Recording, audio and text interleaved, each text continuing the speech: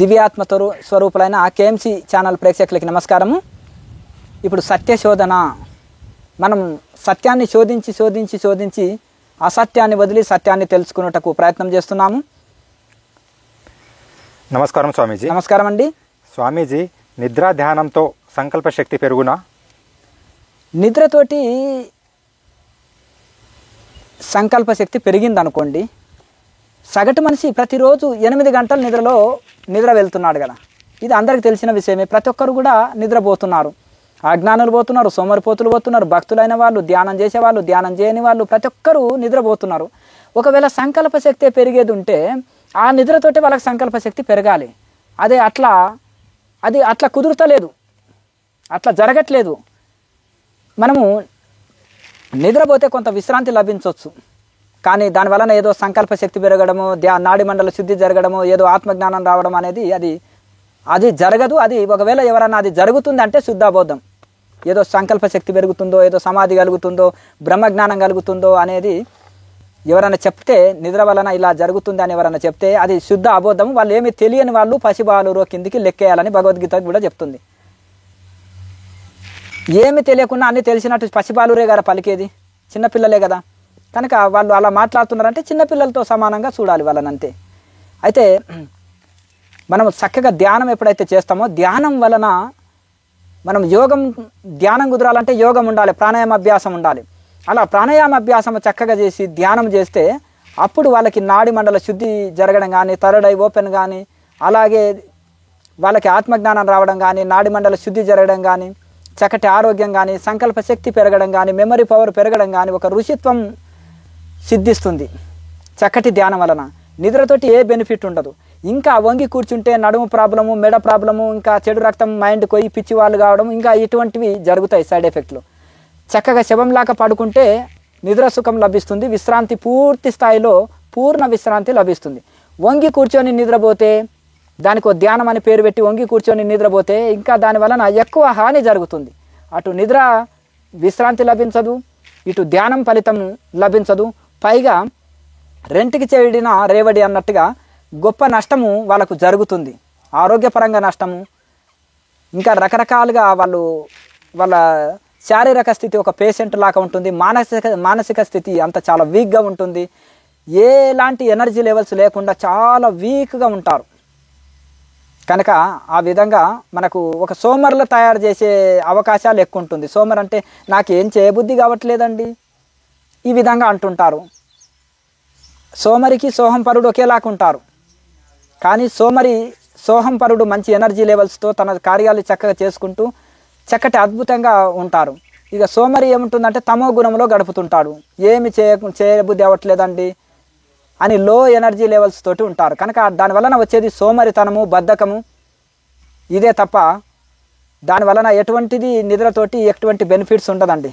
అది ధ్యానంలో వంగి కూర్చొని నిద్రపోతే ఏ బెనిఫిట్స్ ఉండదు. పైగా ఆరోగ్యం పాడవుతుంది, పైగా టైం వేస్ట్ అవుతుంది.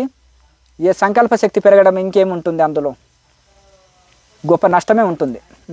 నెక్స్ట్ స్వామీజీ, నిద్రా ధ్యానంతో కుండలిని శక్తి మేల్కొనునా?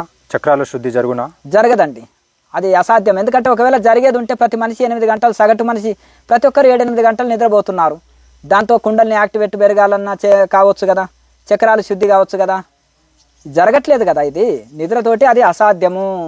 మీరు 10-100 జన్మలు ఎత్తి కూడా ప్రతి జన్మలో 8-9 గంటలు రాత్రిపూట నిద్రపోయినా దాంతో సమాధి కలగదు, చక్రాలు శుద్ధి కావు, అది నాడి మండల శుద్ధి జరగదు. మరి ధ్యానంలో కూర్చొని కూడా అదే పని చేసిండ్రు అనుకో, వంగి నిద్రపోయిండ్రు అనుకో, ఏదైనా నిద్రనే కదా. పడుకొని పోయినా నిద్రనే, కూర్చొని పోయినా నిద్రనే కదా. ఇప్పుడు ఒక ఆయన బస్సులో ఉన్నాడు, సీట్లో కూర్చొని ఏం చేసినవా అంటే ధ్యానం చేసిన అంటాడా? అయా నిద్ర వచ్చింది పడుకున్నాను అని అంటాడు. పగలు వండుకున్నవి ఏంటంటే రాత్రి నిద్రపోలేదో, అలసిపోయినో ఏదో చెప్తాడు కారణం. ట్రైన్లో కూడా కొంతమంది పడుకుంటుంటారు, ఫ్లైట్లో పోతుంటే కూడా హాయిగా పడుకుంటారు, కార్లో పోతుంటే కూడా కొంతమంది డ్రైవర్ నడుపుతుంటే హాయిగా పడుకుంటారు, మేము పడుకున్నామనే చెప్తారు. కానీ వీళ్ళు ఏం రోగమో కానీ ట్రైన్లో కూర్చున్న ధ్యానం అంటాడు, బస్సులో కూర్చొని నిద్రపోయే ధ్యానం అంటాడు, ఫ్లైట్లో కూర్చున్నా కానీ కార్లో కూర్చున్న డ్రైవర్ నడుపుతుంటే ఈయన నిద్రపోయి కూడా నేను ధ్యానంలో ఉన్నాను అంటారు. అంటే ఆ విధంగా ఎవరు తయారు చేశారు? ఆ మహానుభావులు ఫౌండర్ స్వామికి నమస్కరించవచ్చు. బాయన మరి ఈ మాస్టర్ సుము అనే ధ్యాన ప్రచారం చేసేటోళ్ళు ఈ మహానుభావులు ఈ విధంగా ఇది చేసే వరకు మొదలు వాళ్ళకి సన్మానం చేయాలి. ఎందుకంటే నిద్రని సమాధిగా ఊహించుకోండి అని ఆ విధంగా వీళ్ళని మతిభ్రమలో పడగొట్టేసి ఈ నిద్రపోయే బ్యాచినంతా ఒక ధ్యానంలో ఉన్నామని ఒకటి గొప్పగా ప్రచారం చేసి ఇట్లా తయారు చేసిండ్రు కదా. మరి వీళ్ళని చీటర్స్ అనాలన్నా మాస్టర్స్ అనాలన్నా మీరే ఇది చేసి గుర్తు పెట్టుకోండి. కనుక ఆ విధంగా తప్పుడు ధ్యానాన్ని తప్పుడు ప్రచారం చేసి పైగా మేము చేసేది రైట్ అని వాదించి టోళ్ళని మరి వీళ్ళు మాస్టర్స్ అంటారా చీటర్స్ అంటారో మీకే వదిలేస్తాం. నెక్స్ట్ కానీ నిద్రతోటి ఎటువంటిది లాభం జరగదు. వంగి కూర్చుంటారు ధ్యానంలో కాక గొప్ప నష్టం జరుగుతుంది. ఒకవేళ నిద్ర వస్తే హాయిగా శవంలాగా పడుకొని నిద్రపోండి, మళ్ళీ లేచి చక్కగా ధ్యానంలో కూర్చోండి, అప్పుడు ఫలితం వస్తుంది. నిద్రపోకుండా ఏ టెక్నిక్ అన్న వాడి ధ్యానంలో నిద్రపోకుండా జాగరూకతతో ఉండి చక్కటి రైట్ మెడిటేషన్ చేస్తే రైట్ ఫలితం వస్తుంది. రాంగ్ మెడిటేషన్ చేస్తే గొప్ప హాని జరుగుతుంది. నెక్స్ట్ స్వామీజీ, నిద్రా ధ్యానంతో సిద్ధులొచ్చునా? రావండి. ఏది లభించదు, సున్నా లాభం, జీరో నాలెడ్జ్, జీరో బెనిఫిట్. సిద్ధులు రావడం ఏముంటుంది?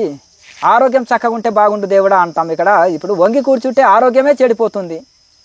మనిషికి ఆరోగ్యమే చక్కగా ఉండదు. అటువంటిది ఇక వాళ్ళకి సిద్ధులు ఇంకా దేవుడు ఎరుగు. కనుక ఎప్పుడైతే వంగి కూర్చుంటారో వాళ్ళకు మీరు ఏ టెక్నిక్ అన్నా వాడండి, నిద్రలోకి జారుకోకుండా చూసుకోండి. నిద్రలకు జారకుండా చూసుకోండి. ఏ టెక్నిక్ అన్నా వాడండి మీరు ధ్యానంలో. నిద్రలకు జారకుండా చక్కగా సమ్యక్ ధ్యానము, రైట్ మెడిటేషన్ చేయండి, సరి అయిన ధ్యానము చేయండి. అప్పుడు సరి అయిన ఫలితం వస్తుంది. కనుక ఋషులను అనుసరించాలి, ఋషులు చెప్పింది వినాలి, ఋషుల శాస్త్రాలు చదవాలి, ఋషుల దగ్గరనే శిక్షణ తీసుకోవాలని చెప్పడం ఇదే కారణం. గురువు లేని విద్య గుడ్డి విద్య అంటారు. ఇదే కారణము. మనకే గురు పరంపర లేదు, మనమే గురువులము. మనది తెలుసుకునే పరంపర, నేర్చుకునే పరంపర. ఏమి నేర్చుకుంటాము? సిగరెట్లు తాగేవాడు తాగడం నేర్పుతాడు, నేర్చుకోండి. మందు కొట్టేవాడు తాగడం నేర్పుతాడు, మందు కొట్టడం కూడా నేర్చుకోండి. మరి నేర్చుకునే పరంపర అంటే ఏంటిది? మంచి నేర్చుకోవాలన్నా చెడు నేర్చుకోవాలన్నా? ఆధ్యాత్మికంలో ఉన్నాం, ఏం నేర్చుకోవాలి? ఆధ్యాత్మికం నేర్చుకోవాలి. మరి ఆధ్యాత్మికం నేర్చుకోవాలంటే ఏవి? ఋషులు రాసిన శాస్త్రాలు అనుసరించాలి, ఋషులను అనుసరించాలి. అన్ని బోధలిని మళ్ళీ మన పాత చింతకాయ పచ్చడే, మ్యూజిక్ పెట్టుకో, నిద్రపో, సమాధి అని చెప్పు. ఇదేనా మళ్ళీ మనం చేస్తున్నది? నేర్చుకునే పరంపర అంటే ఒక యోగి ఆత్మకథ గురువులు చెప్పారు. ఏమి? వాళ్ళు క్రియాయోగం అని చెప్పారు. ఆ పుస్తకం చదువుతున్నాము, వాళ్ళు గొప్ప వాళ్ళు అంటున్నాము, మంచిదే. మరి వాళ్ళు చేసే సాధన కూడా చేస్తే మంచిదే కదా. ఇంకా యజ్ఞవల్క మహారుషి చెప్పాడు ప్రాణాయామ టెక్నిక్లు కొన్ని. మరి అవి చేస్తే బెనిఫిటే కదా. అష్టావక్రుడు చెప్పాడు, సప్త ఋషులు చెప్పారు, శంకరాచార్య యోగ తారావళిలో యోగ మార్గం గురించి గొప్పగా చెప్పారు. అలాగే ఇంకా గొప్ప భగవద్గీతలో కృష్ణ పరమాత్మ ఎట్లా ధ్యానం చేయాలనేది 6వ అధ్యాయంలో చెప్పారు. అలాగే ఉత్తర గీతలో చెప్పారు ప్రాణాయామ ఎట్లా చేయాలి, ధారణ ధ్యాన సమాధిని ఎట్లా ఆచరించాలి. పతంజలి మహర్షి చెప్పాడు అష్టాంగ యోగం అని. ధ్యానాన్ని ఎట్లా శరీరాన్ని తయారు చేసుకోవాలి, మానసిక స్థితి ధ్యానానికి అనుకూలంగా, శారీరక మానసిక స్థితులని ధ్యానానికి ఎట్లా తయారు చేసుకోవాలి. ధారణ ధ్యాన సమాధి అంటే ఏంటిది, యోగ విఘ్నాలు అంటే ఏంటిది, నిద్ర, సోమరితనము, బద్ధకము, ఉత్సాహం లేకపోవట, తమో గుణము, ఇవన్నీ యోగ విఘ్నాలు అని చెప్పాడు. శ్వాస ఉల్ట నడవడం, ధ్యానంలో మనసు నిలవకపోవడం, నిద్రలోకి జారుకోవడం, ధ్యానంలో నిద్రలోకి వెళ్ళిపోవడం, ఇవన్నీ యోగ విఘ్నాలని పతంజలి మహర్షి చెప్పారు. మనమేమో యోగ సిద్ధులు అంటున్నాము. ఆ ఋషులను అనుసరించండి, బాగుపడతాం. మరి అజ్ఞానులను అనుసరిస్తే ఎట్లా? ఎందుకు ఇది జరుగుతుందంటే వీళ్ళకి తెలియదు పాపం. నేను తెలివైన ఒక మేధావులం అనుకున్న వాళ్ళు ఏం చేస్తున్నారంటే ఇట్లా రాంగు ఇన్ఫర్మేషన్ ఇచ్చి, రాంగు పుస్తకాలు చదివి, రాంగు మెడిటేషన్ నేర్పి, ఈ విధంగా ఈ ఫేక్ గురూజీలు చేసే మాస్టర్స్, ఫేక్ మాస్టర్స్ చేసే ఒక ఇది, వీళ్ళని మాస్టర్స్ కంటే చీటర్స్ అనేది పర్ఫెక్ట్ బిరుదు వీళ్ళకి. కనుక ఈ చీటర్స్ చేసే పనితోటి జనాలంతా తప్పుదోరలో పోయి గొప్ప నష్టం పోతున్నారు. కనుక మనము దీంతో సిద్ధులు రావడం అనేది ఏమిటి? ఆరోగ్యం చక్కగా ఉంటే ఇంకా నయం. ఎవరైతే ధ్యానంలో వంగి కూర్చుంటారు కనుక అప్పుడు ఎఫెక్టు. అదే పడుకొని నిద్రపోతే ఒక గంట ఎక్కువ పోయినా లాస్ట్ లేదు దానివలన. మరీ ఎక్కువసేపు నిద్రపోతే అది ఒక రోగమే. అసలు నిద్రపోకపోవడం అది ఒక రోగమే. కానీ అసలు నిద్రను చేయించడం అనేది యోగంలో ఒక సిద్ధి, అది వేరే, మళ్ళీ అతీత స్థితి. అది అసలు అన్నం తీసుకోకపోవడం అది అతీత స్థితి. కొద్ది అన్నంతో కూడా దేహం నిలబెట్టుకోవడం అనేది అది ఒక యోగ సిద్ధి. కానీ ఇందులో యోగ సిద్ధులు రావడము అనేది ఉండదండి నిద్రతోటి. కనుక రైట్ మెడిటేషన్ చేస్తే యోగంలో ఎక్కువ అద్భుతమైన 100 బెనిఫిట్స్ ఉన్నాయి. వంగి కూర్చొని నిద్రపోతే 100 నష్టాలు ఉన్నాయి. నెక్స్ట్ స్వామీజీ, నిద్రకు ధ్యానంకు తేడా ఏమిటి?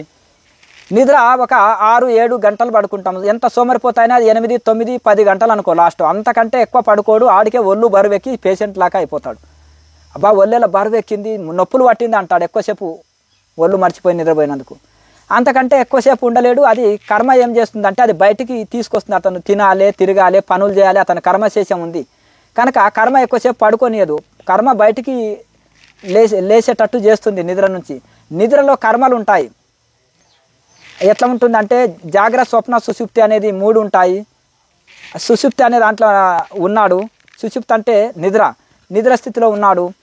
అలాగే అతని మీద కాలం పని చేస్తుంది, కర్మ పని చేస్తుంది. నిద్రలో ఉన్న వాళ్ళపైన కర్మ కాలం 2 పని చేస్తాయి. సమాధిలో ఉండే వాళ్ళకి, ధ్యానంలో అతీతం ఉండే వాళ్ళకి కాలం పనిచేయదు, కర్మ పనిచేయదు. అలాగే ధ్యానంలో ఎంతసేపు అయినా కూర్చోగలుగుతాడు, సమాధిలో ఎన్ని గంటలైనా రోజుల తరబడైనా ఉండగలుగుతాడు. అలాగే నిద్రలో ఒక 8-10 గంటలే ఉండగలుగుతాడు. కానీ నిద్ర నుంచి మేలుకున్నాక నేను మంచిగా నిద్రపోయినాను అనే మేలుకున్న తర్వాత జ్ఞాప్తికి ఉంటుంది. కానీ సమాధిలో అది కాల అతీత స్థితి, కాలానికి అతీతమైన స్థితి సమాధి. అక్కడ గుండె, శ్వాస, నాడి ఉండదు. నిద్రలో శ్వాస ఉంటుంది, గుండె ఉంటుంది, నాడి స్పందన ఉంటుంది, లోపల అవయవాలు అన్నీ పనిచేస్తుంటాయి.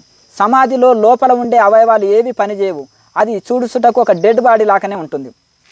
లాయర్ మాసేని వల్ల బావమరిది కొత్త డాక్టరు లాయర్ మాసే అంటాడు, నువ్వు డెడ్ బాడీ అని ఎలా చనిపోయిండని ఎలా నిర్ధారణ చేస్తావంటే, అదేంటి బావగారు గుండె శ్వాస నడవదండి, దాన్ని బట్టి నిర్ధారణ చేస్తానంటాడు. నన్ను చెక్ చేయ అంటాడు. గుండె, శ్వాస, నాడి, పల్సు అన్నీ ఆపేసి చూస్తే మళ్ళీ గంట తర్వాత బయటకు వచ్చేసి ఇక ఇప్పుడు సర్టిఫికెట్ ఇవ్వు, డెత్ సర్టిఫికెట్ ఇవ్వు అంటాడు. మళ్ళీ ఆలోచన చేసేసి ఆయనకేం చెప్పాలనో అర్థం కాలేదు కొత్త డాక్టర్కి. శవం మాట్లాడదు కదండి అన్నారంట. నీ తెలివి బాగానే ఉంది, నీ తెలివి ప్రకారం గుండె, శ్వాస, నాడి కొట్టుకోకపోతేనే డెడ్ బాడీ, యోగులు సైన్స్ని క్రాస్ చేసి ఉంటారు అని ఆయన చెప్పినప్పుడు ఆయన అప్పుడు క్రియాయోగ దీక్ష తీసుకుంటారు. అయితే లాహిరి మహాశయ ఆ విధంగా వాళ్ళ బావమరిది కళ్ళు తెరిపిస్తారు. అలాగే డాక్టర్స్ చదివే ఏదైతే ఆ యొక్క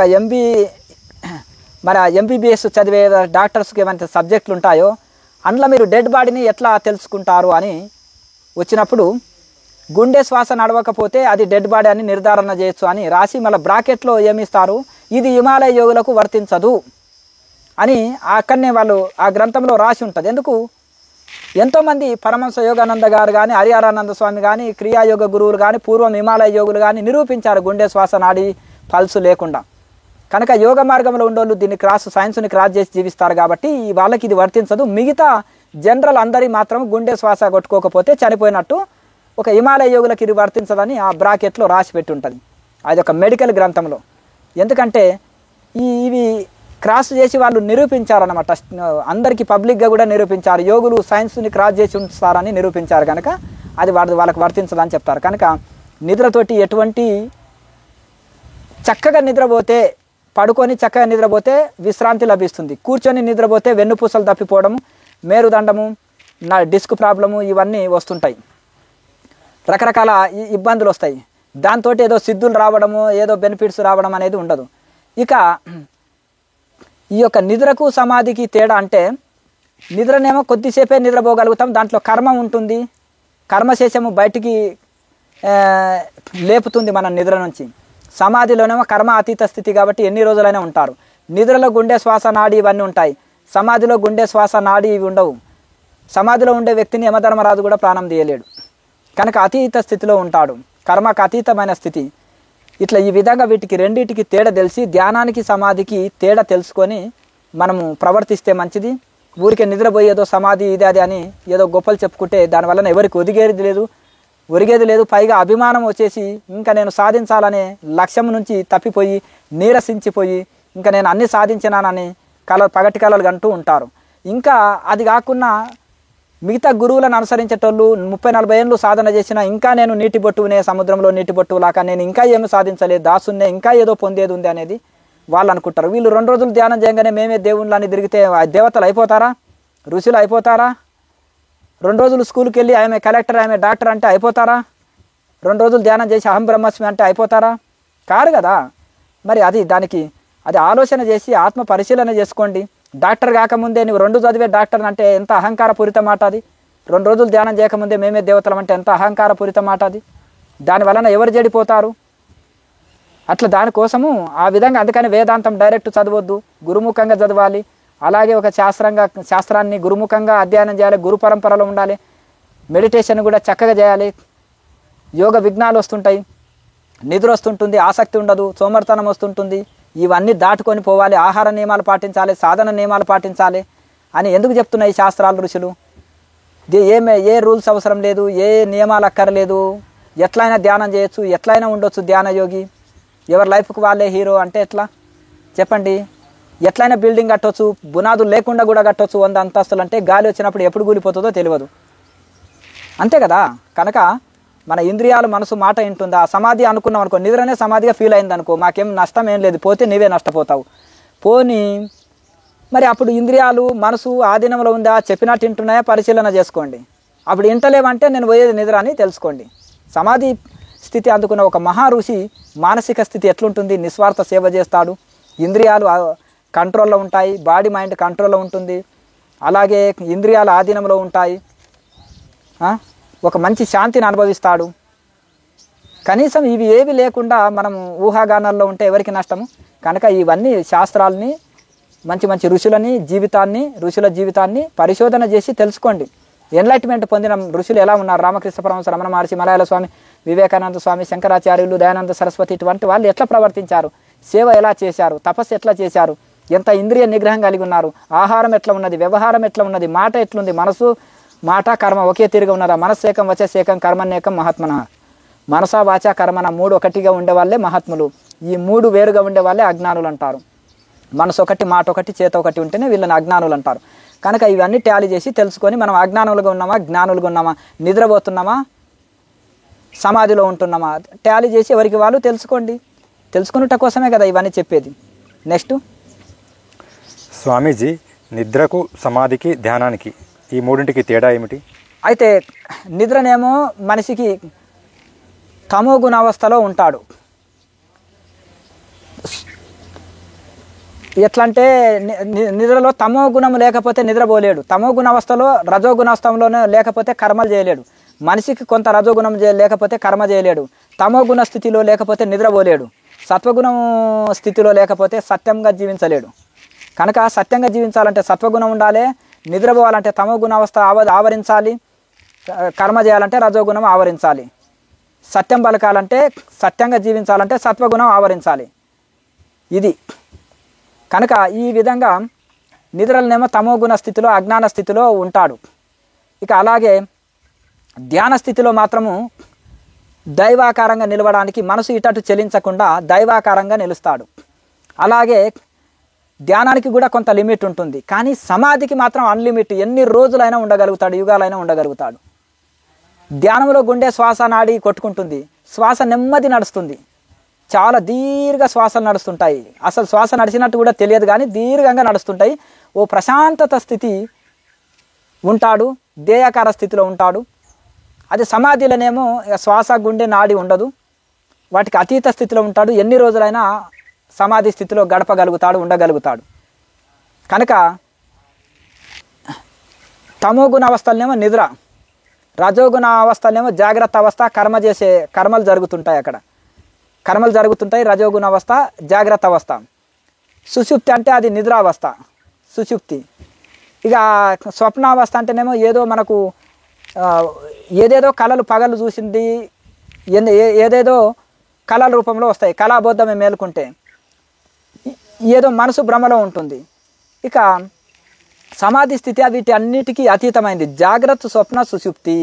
జాగ్రత్త అంటే మెలకువ, స్వప్నం అంటే కళలు, సుషుప్తి అంటే నిద్ర. ఈ కళ, మెలకువ, నిద్ర ఈ 3 స్థితులు లేని స్థితిని తురియము అంటారు. ఆ తురియ స్థితే సమాధి స్థితిలో ఉంటాడు. అది కాలానికి అతీత స్థితి. ఆ పరబ్రహ్మ అనుభూతి కూడా ఇప్పుడు మనం బావిలోకి దూకిన తర్వాత ఉంగరం పోయింది, బావిలోకి దూకి తీసుకుంటున్నాం, మునిగి తీసుకుంటున్నాం నీళ్ళలో. కానీ మునిగినప్పుడు ఉంగరం దొరికింది, కానీ బయటకు వస్తేనే చెప్పగలుగుతాం, అక్కడ చెప్పలేం. బయటకు వచ్చినప్పుడే కొంత చెప్పగలుగుతాడు. కానీ ఆ సమాధి స్థితిని వర్ణన అతీతము, ఇంద్రియ అతీతం చెప్పలేం. విశుద్ధ చక్రం వరకే అనుభవాలు చెప్పగలుగుతాం, విశుద్ధ చక్రం అవతల ఎవరు అనుభవాలు చెప్పలేం. కనుక ఆ విధంగా మన ఈ దేవ రహస్యాలను ఆయన నేను చెప్పలేను, అమ్మవారు నా కంఠం బలవంతంగా నొక్కి వేస్తుంది. మీరు సమాధి స్థితి అనుభవాలు అడుగుతున్నారు కానీ విశుద్ధ చక్రం వరకు నేను చెప్పగలుగుతున్నాను. విశుద్ధ చక్రం వచ్చే వరకే కంఠము ఆగిపోతుంది, మాట ఆగిపోతుంది. విశుద్ధ చక్రం కింది చక్రం వరకే, హృదయ చక్రం వరకే చెప్పగలుగుతాం అనుభూతులు. విశుద్ధ చక్రంలో కూడా చెప్పలేము, అక్కడ కంఠము ఆగిపోతుంది ఇక అక్కడ. కనుక ఆ విధంగా బయటకు వస్తే కొంత అనుభూతులు చెప్పగలం. కానీ సమాధి స్థితి అతీత స్థితి, అది వర్ణన అతీతము. సమ్యక్ చేతన ఆత్మ అవస్థలో ఉంటాడు, ఆత్మనేనులో ఉంటాడు. కనుక జాగ్రత్తలో దేహం నేనులో ఉంటే సమాధిలో ఆత్మనేనులో ఉంటాడు. కనుక అది ఈ విధంగా మనం రెండింటికి వీటికి ట్యాలీ చేసి నిద్రకి ధ్యానానికి సమాధికి ట్యాలీ చేసి తెలుసుకుంటే మనం బాగుపడతాం. లేకపోతే ధ్యానాన్ని నిద్ర, నిద్రని ధ్యానం అంటే చాలా అపాయం అన్నమాట. ఎందుకు ఇట్లా జరుగుతుందంటే తెలియని వాళ్ళని అనుసరించడం వలన, తెలియని మాస్టర్స్ని అనుసరించడం వలన, తెలియని సగం తెలిసిన వాళ్ళ ప్రవచనాలు వినడం వలన, పరిపూర్ణులైన వాళ్ళని అనుసరించకపోవడం వలన ఈ భ్రమ కలుగుతుంది. అనాత్మ వస్తువులని ఆత్మ అనుకోవడం, ఆత్మని దేహం ఆత్మ అనుకోవడం, ఆత్మని దేహం అనుకోవడం, ఇట్లా రివర్స్లో ఆలోచన చేసే గుణాలు కలుగుతాయి అన్నమాట. కనుక ఈ వేదాంత భాషలో దీన్ని మిథ్యాచారము ఏంటంటే దీన్ని ఏమంటారు అంటే అజ్ఞాన స్థితి అంటారు, మిథ్యాజ్ఞానం అంటారు. దీన్ని మిథ్యాజ్ఞానము అంటే అజ్ఞాన స్థితి అంటారన్నమాట. కనుక దీన్ని పరిశోధన చేసి మనం తెలుసుకుంటే బాగుపడతాం. నెక్స్ట్ స్వామీజీ, కళలకు ఆస్ట్రల్ ట్రావెలింగ్కు తేడా ఏమిటి? ఇప్పుడు కళనేమో మనకి ఏదో తెలియని ఏవేవో వచ్చిపోతుంటాయి. ఏనుగులు, గుర్రాలు, అడవులు, మనుషులు, వేరే వేరే విదేశాలు, వేరే వేరే యాత్ర స్థలాలు, గొప్ప గొప్ప ఒక్కొక్కరికి ఒకలాగా. భక్తులకు భక్తి రకమైన కళలు రావచ్చు, రజోగుణస్తులకు పగలే కోటీశ్వరుడు అయినట్టు, ఏదేదో లకి లాటరీ తగిలినట్టు, ఉద్యోగం వచ్చినట్టు ఏదేదో కళలు రావచ్చు. తమో గుణస్తుడికి భూత ప్రేత పిశాచాలు, భయంకరమైన కళలు, పిరికితనాన్ని బోధించేవి కళలు రావచ్చు. సత్వగుణస్తుడికి దేవి దేవతలు కళలు ఏదేదో రావచ్చు. వాళ్ళ స్థితిని బట్టి కళలు కూడా తమో గుణస్తులకి భయంకర కళలు, రజోగుణస్తులకి ఏమో పగటి కళలు అంటారు కదా, ఏదేదో ఊహాగానాల్లో విహరిస్తుంటారు. సత్వగుణస్తులకు మంచి సాత్వికమైన ఆనందాన్ని కలిగించే కళలు, దేవి దేవతలు, ఋషులు, యాత్ర స్థలాలు, ఇటువంటివి దీనికి సంబంధించిన కళలు వస్తుంటాయన్నమాట. కానీ ఈ కళలు కళలే. కళ ఇప్పుడు మనం లేనిది ఏదో కాంచుతుంటాం. అది ఆస్ట్రల్ ట్రావెలింగ్ అంటే శరీరం ఇక్కడే ఉండి లోపల ఆత్మ ఎక్కడంటే అక్కడ సంకల్ప మాత్రాన ప్రయాణం చేస్తుంది. అది నెల రోజులు, 6 నెలల ధ్యానములు, సంవత్సరం ధ్యానంలో చేసే పని కాదు. అది పీజీ పిహెచ్డి సంవత్సరం 6 నెలల్లో చేయలేరు ఎవరు. ఎందుకంటే అది దానికి 18 సంవత్సరాలు పడుతుంది మొదటి నుంచి లెక్కేసుకుంటే చదువు. అలాగే దానికి కొంత ప్రాసెస్ పడుతుంది. అది కఠోర సాధన, కఠోర నియమాలు పాటించి సాధన చేసినప్పుడు అసాధ్యం మాత్రం కాదు, సాధ్యమే. కానీ అప్పుడు అతను సంకల్ప శక్తి ద్వారా ఏదైనా చేసే శక్తి పొందుతాడు. అప్పుడు ప్రపంచమంతా తన ఆజ్ఞ వినే శక్తి పొందుతాడు ఋషి. మన ఇంటి వాళ్ళే మన మాట వినరు, అలాగే మన శరీరమే మన మాట వినదు, మన మనసే మన మాట వినదు. ఇంకా ఆస్ట్రల్ ట్రావెలింగ్ ఏడ చేసినాం. మైండ్ బాడీ అన్ని కంట్రోల్లో ఉంటాయి, పంచభూతాలు వశంలో ఉంటాయి, తన ఆజ్ఞలో ఉంటాయి, పంచభూతాలు సేవ చేస్తుంటాయి. అట్టి ఆస్ట్రల్ ట్రావెలింగ్ చేసే ఋషికి అదేం లేకుండా నిద్రపోయి కళ వస్తే ఏదో ఆస్ట్రల్ ట్రావెలింగ్ చేసినాం ఏదో, లేకపోతే మనసులో ఊహ ఉంటుంది. ఆ మేలుకున్నప్పుడు ఆస్ట్రల్ ట్రావెలింగ్ చేసిన అంటే ఇప్పుడు అమెరికా గుర్తొచ్చింది మనకు, అమెరికా పోయినట్టేనా? ఇంకా మనసు పోయింది కానీ ఆత్మ కాదు కదా. హిమాలయాలు గుర్తొచ్చినాయి, మనసు పోయింది కానీ ఆత్మ కాదు కదా. ఒకవేళ శరీరం ఈయనే ఉంచి ఆత్మ పోయేస్తే అది ఇది శరీరం ఈయనే ఉన్నదండి ఆత్మ పోయింది అన్ననుకో, ఆత్మ పోయిన దానికి గుర్తు ఏంటంటే అక్కడ గుండె, శ్వాస, నాడి ఏమి లేకుండా డెడ్ బాడీ లాగా ఇక్కడ ఉందనుకో, అప్పుడు నువ్వు ఆస్ట్రల్ ట్రావెలింగ్ చేసినట్టు. ఎట్లంటే సమాధి స్థితి ద్వారానే ఆస్ట్రల్ ట్రావెలింగ్ చేయగలుగుతాడు. సమాధి స్థితి కలగకపోతే ఎవరు ఆస్ట్రల్ ట్రావెలింగ్ చేయలేరు. సమాధి అంటే ఏంటిది? ఇక్కడ గుండె, శ్వాస, నాడి మొత్తం ఆగిపోయి ఉన్నదే, దాన్నే సమాధి స్థితి అంటారు. అప్పుడు నీకు ఆస్ట్రల్ ట్రావెలింగ్ చేసే శక్తి కలుగుతుంది. అష్టసిద్ధులు కూడా నీకు దాస్యం చేస్తాయి. అప్పుడు అష్టసిద్ధుల్ని కూడా అనుభవించాలి అనే కోరిక అతనికి ఉండదు, ఆ భోగాసక్తి ఉండదు, అన్నీ కాలిపోతాయి, అరిషడ్ వర్గాలు కాలిపోతాయి. కనుక అట్లా గొప్ప బ్రహ్మానందం అనుభవించేవాడు ఈ విషయ ఆనందాన్ని అనుభవించడానికి ఇష్టపడతాడా? తుమ్మెద మకరందాన్ని, పువ్వులలో మకరందము దాగే తుమ్మెద మోరి దుర్గంధ వాసన దగ్గర ఉంటుందా? అమృతం తాగిన ఋషి అంబలి జావ తాగుతాడా? గంగలో స్నానం చేసేటోళ్ళు మురికి గుంటలో స్నానం చేస్తాడా? హిమాలయ మానస సరోవరంలో ఉండే రాజహంసలు ఈ మురికి కాలువలో చేపల చెరువులో ఉంటాయా? కొంగలు ఉంటాయి అక్కడ, రాజహంసలు కాదు. కనుక ఈ విధంగా వాటికి టాలీ చేసుకోవాలన్నమాట. ఆ హాస్టల్ ట్రావెలింగ్ చేసే శక్తి పొందితే సమాధి స్థితి పొంది ఉంటాం. మనం గుండె శ్వాస నాడి ఆపి ఉండగలుగుతాం. అవేమి లేకుండా ఊరికే నిద్రలకు పోయి కల వస్తే హాస్టల్ ట్రావెలింగో, లేకపోతే మనసులో ఆలోచనలు వస్తుంటే దాన్ని హాస్టల్ ట్రావెలింగ్ కాదు. ఒక రైతు, పల్లెటూరు రైతు కానీ, చదువు రాని వాళ్ళు కానీ, మామూలు వాళ్ళు కానీ ఏమన్నా గుర్తుకొచ్చింది అనుకో, అమెరికాలో మా మనవన్లు గుర్తుకొచ్చిండ్రు అంటారు కానీ నేను హాస్టల్ ట్రావెలింగ్ చేసిన అనరు. నాకు కాశీ పోయినా కాశీ గుర్తుకొచ్చింది అంటారు కానీ నేను హాస్టల్ ట్రావెలింగ్ కాశీ పోయినా అన్నారు. వీళ్ళు సత్యం చెప్తున్నారు. మరి ధ్యానంలోమని పేరు చెప్పుకొని 20 ఏళ్ళు 10 ఏళ్ళు ధ్యానం చేసినామని చెప్పుకొని అబద్ధాలు దేనికి? మనసులో వచ్చిన ఆలోచనలు హాస్టల్ ట్రావెలింగ్ అని గొప్పలు ఎందుకు చెప్పుకోవాలి? అర్థమైంది కదా. బాడీ మైండ్ కంట్రోల్లో లేకుండానే ఇవన్నీ ఎందుకు చెప్పుకోవాలి? అప్పుడు అన్నప్పుడు బాడీ మైండ్ కంట్రోల్ చేసి చూపెట్టాలి. అప్పుడు నమ్మేటోళ్ళు కూడా నమ్ముతారు. గుండె శ్వాస నాడి ఆపి చూపెట్టినప్పుడు ఓహో ఈ మాస్టర్ గారు వీరు చేశారండి అని హాస్టల్ ట్రావెలింగ్ చేయగలుగుతారని మరి నిరూపణ అన్న జరుగుతుంది. అదేది లేకుండా గాలి మాటలు, నిద్రపోయి కల వస్తేనో లేకపోతే మనోభ్రమలు, మనసులో వచ్చిన ఆలోచనలు ఇలా చెప్పుకుంటే ఎవరికి లాభము చెప్పండి? చాలామంది అంటుంటారు మాకు ఇటువంటివి ఏమి కలుగుతలేవండి, వీళ్ళు ఎందుకో 2 రోజులకే ఇట్లా గత జన్మలు చూసుకున్నాం హాస్టల్ ట్రావెలింగ్ చేసినాం అంటారు. దేనికంటే అంటే నాయన నువ్వు అసత్యం చెప్తలేవు, వాళ్ళు అసత్యం చెప్తున్నారు, అంతే తేడా అంతే అంటారా స్వామి అంటుండ్రి. మరి అంతే కదా. కనుక ఈ హాస్టల్ ట్రావెలింగ్ ఏ శక్తి ఎప్పుడు కలుగుతుందంటే గుండె శ్వాస నాడి ఆపి సమాధిలో ఉండగలిగిన వాళ్ళకే సాధ్యం తప్ప మిగతా వాళ్ళు చేసేదంతా కలనన్న రావడం లేదంటే మనసులో వచ్చే ఆలోచనల్ని వీళ్ళు హాస్టల్ ట్రావెలింగ్ ఆత్మ ప్రయాణం అంటారు. ఇది శుద్ధ తప్పు. ఈ రెండింటికి తేడా తెలుసుకొని బాగుపడండి, లేకపోతే అహంకారాలై చెడిపోతారు. నెక్స్ట్ స్వామీజీ, కోమాకు సమాధికి తేడా ఏమిటి? కోమా ఉందండి. కోమాలో మనిషి ఏం చేస్తాడు? కోమాలో ఒక 6 నెలలు ఉండొచ్చు, సంవత్సరం ఉండొచ్చు. కానీ రోజు ఎవరో ఒక నర్సు వచ్చేసి వాళ్ళని స్నానం చేయించి లేకపోతే కొన్ని కెమికల్ వాటర్ తోటి శరీరం అంతా తుడిసి ముక్కుల్లో ఆహారం అనేది లిక్విడ్ ఆహారం ఇస్తారు. వాళ్ళకి జీర్ణం కాదు కనుక ఏదో ఆహారాన్ని, లిక్విడ్ ఆహారాన్ని, ద్రవ ఆహారాన్ని వాళ్ళకు ముక్కుల్లో నుంచి పైపులు పెట్టేసి లిక్విడ్ ఆహారాన్ని ఇవ్వడము. అలాగే వాళ్ళ మలమూత్రాలు ఏమైనా విసర్జిస్తే అది క్లీన్ చేసిపోవడం, ఒక మనిషినే పెడతారు వాళ్ళకు.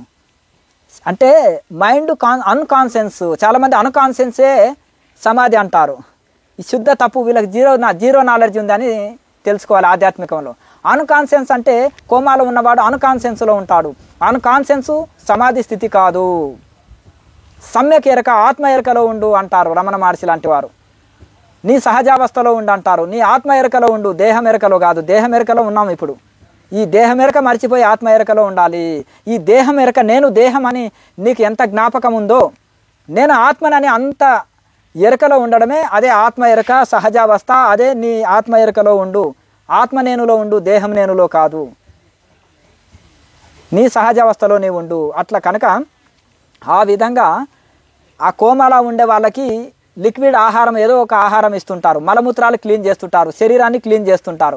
ఇవన్నీ జరుగుతున్నాయి. కానీ అంటే వాళ్ళకి జీవుడు వెళ్ళిపోతే శరీరం శవం అవుతుంది. కానీ అన్కాన్షియన్స్లో ఉన్నారు. మైండ్ పని చేయట్లేదు కాబట్టి ఇతరులు సేవ చేస్తున్నారు. వాళ్ళకి బాడీ కూడా కంట్రోల్ లేదు. మైండ్ కంట్రోల్ లేదు కాబట్టి బాడీ కూడా కంట్రోల్ లేదు వాళ్ళకి. అన్కాన్షియన్స్లో ఉన్నారు కనుక ఇతరులు సేవ చేస్తుంటారు వాళ్ళని ఎన్ని రోజులున్నా, కోమాలు ఉన్న వాళ్ళకు. అదే సమాధిలో ఉన్న వాళ్ళకి భోజనం ఇవ్వనక్కర్లేదు. ఇప్పుడు వీళ్ళకి లిక్విడ్ ఆహారం రోజు ఇస్తున్నారు, లిక్విడ్ ఆహారం. అలాగే మలమూత్రాలు రోజు క్లీన్ చేస్తున్నారు. అలాగే రోజు స్నానం చేపిస్తున్నారు. సమాధిలో ఉండే యోగికి 2-3 సంవత్సరాలు స్నానం చేయించకున్నా శరీరంలో దుర్వాసన రాదు. బయటి ఆహారం, లిక్విడ్ ఆహారం ఇది అది ఇవ్వనక్కర్లేదు. అలాగే అతనికి గుండె శ్వాస నాడి ఇవేమి కొట్టుకోవు. అది కర్మ అతీత స్థితి, ఇంద్రియ అతీత స్థితి. ఎన్ని రోజులైనా ఉండగలుగుతారు. వీటికి టాలీ చేసుకొని ఇది చేయండి.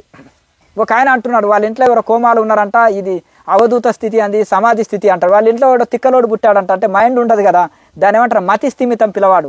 వీడు దేవుడితో సమానం అంటున్నట్టు. వాడి కర్మానుసారంగా ఏదో కర్మను గడుకోనికి పిచ్చోడై పుట్టాడు. పిచ్చోడికి, అవధూతకి, పిచ్చోడికి ఆ యొక్క ఒక ఋషికి తేడా తెలుసుకోలేని స్థితిలో మరి ధ్యాన యోగులు ఉన్నారు ఈ కాలంలో. ఏం చేస్తాం? వీళ్ళు అనుసరించిన పద్ధతులు, వీళ్ళు అనుసరించే మాస్టర్స్ని బట్టి వీళ్ళ మైండ్ సెట్ యథా గురు తథా శిష్య. మరి గురువు అనేవాడు కుర్చీలో కూర్చొని మ్యూజిక్ పెట్టుకొని నిండా తిని ధ్యానం చేయమంటాడు. నిద్ర రాదు కదా, నిండా తినకపోతే నిద్ర రాదు. కమ్మగా చేసుకొని నిండా తినండి, మ్యూజిక్ పెట్టుకోండి, కుర్చీ కానీ నిద్రపోండి, గత జన్మలు చూసుకున్నాం, హాస్టల్ ట్రావెలింగ్లో ఉన్నాం అని చెప్పుకోండి. అతనేమి కోమాలో ఉన్నవాడిని కూడా వీళ్ళు సమాధిలో ఉన్నవాడు అనుకుంటారు. వాళ్ళ ఇంట్లో ఎవరైనా తిక్కలోడు పుట్టినా కానీ ఒంటరిగా మతిత స్థిమిత లేనివాడు పుట్టినా కానీ వాడిని ఏదో అవధూతగాను అంటారు కదా, ఇంకేదేదో ఊహించుకుంటారు. అది ఎక్కడ దొరికిందంటే వీళ్ళు చదివే శాస్త్రాలు, అనుసరించే గురువులు, వీళ్ళు చేసే ధ్యానంలో ఇవన్నీ 3 రాంగుగా ఉన్నాయి. అనుసరించే పరంపర, అనుసరించే గురువు, అనుసరించే సాధన. ఈ 4 తప్పులు ఉన్నాయి కనుక అందుకనే వీళ్ళు సమాధికి, నిద్రకు, కళకు, హాస్టల్ ట్రావెలింగ్కు, కళకు, సూక్ష్మయానానికి, కోమాకు, ధ్యానానికి, వీరికి అలాగే మతి స్థిమిత లేని వాడికి, యోగికి రెండిటికి తేడా తెలుసుకోలేకుంటున్నారు. ఎక్కడ లోపమయ్యా అంటే ఇక్కడనే. కనుక వీటికి విచారణ చేసి సత్యాన్ని తెలుసుకోండి, ముందుకెళ్ళండి, అప్పుడు బాగుపడతారు, లేకపోతే గొప్ప నష్టపోతారు. నెక్స్ట్ స్వామీజీ, పిచ్చివాడికి అవధూతకి తేడా ఏమిటి? పిచ్చివాడికి కూడా దేహం మీద ధ్యాస ఉండదు, ఏవి పడితే చెత్త చెదారము తింటాడు, రుచి చూడక తింటాడు, ఎండా వాన చలి భరిస్తాడు. వాడికి అభ్యాసం అయితే జంతువులు కూడా భరిస్తాయి ఎండా వాన చలి. ఎండకు పొంగ పోతే కొన్ని రోజులకి ఎండ తట్టుకోగలుగుతాయి శరీరం. చలికి వెళ్ళంగా కొన్ని రోజులకు శరీరం చలి తట్టుకుంటుంది. ఆకలి భరించంగా కొన్ని రోజులకు ఒక పూట తిన్నా కానీ కొంత ఆకలి తక్కువ తిన్నా అది అభ్యాసం కిందికి మారిపోతుంది. ఊపిరి పట్టంగా గంగిరెద్దు కూడా పొట్ట మీద నిలబడి ఉంటుంది. అంటే ఏ పని ఎట్లా అభ్యాసం చేస్తే, జంతువులకు కూడా ఎండవాన చలి ఎట్లా అభ్యాసం చేస్తున్నాయి, వాళ్ళ చర్మం మందం అయిపోతాయి. అవి చెప్పులు ఉండవు కాబట్టి నడిచి వాటి గెట్టెలు బలంగా అవుతాయి. నీ ఊళ్ళో చెప్పులు లేకుండా నడిస్తే అభ్యాసం ఏంటంటే మన కింది చర్మం మందం అయిపోతుంది, అది అరిపాదాలు.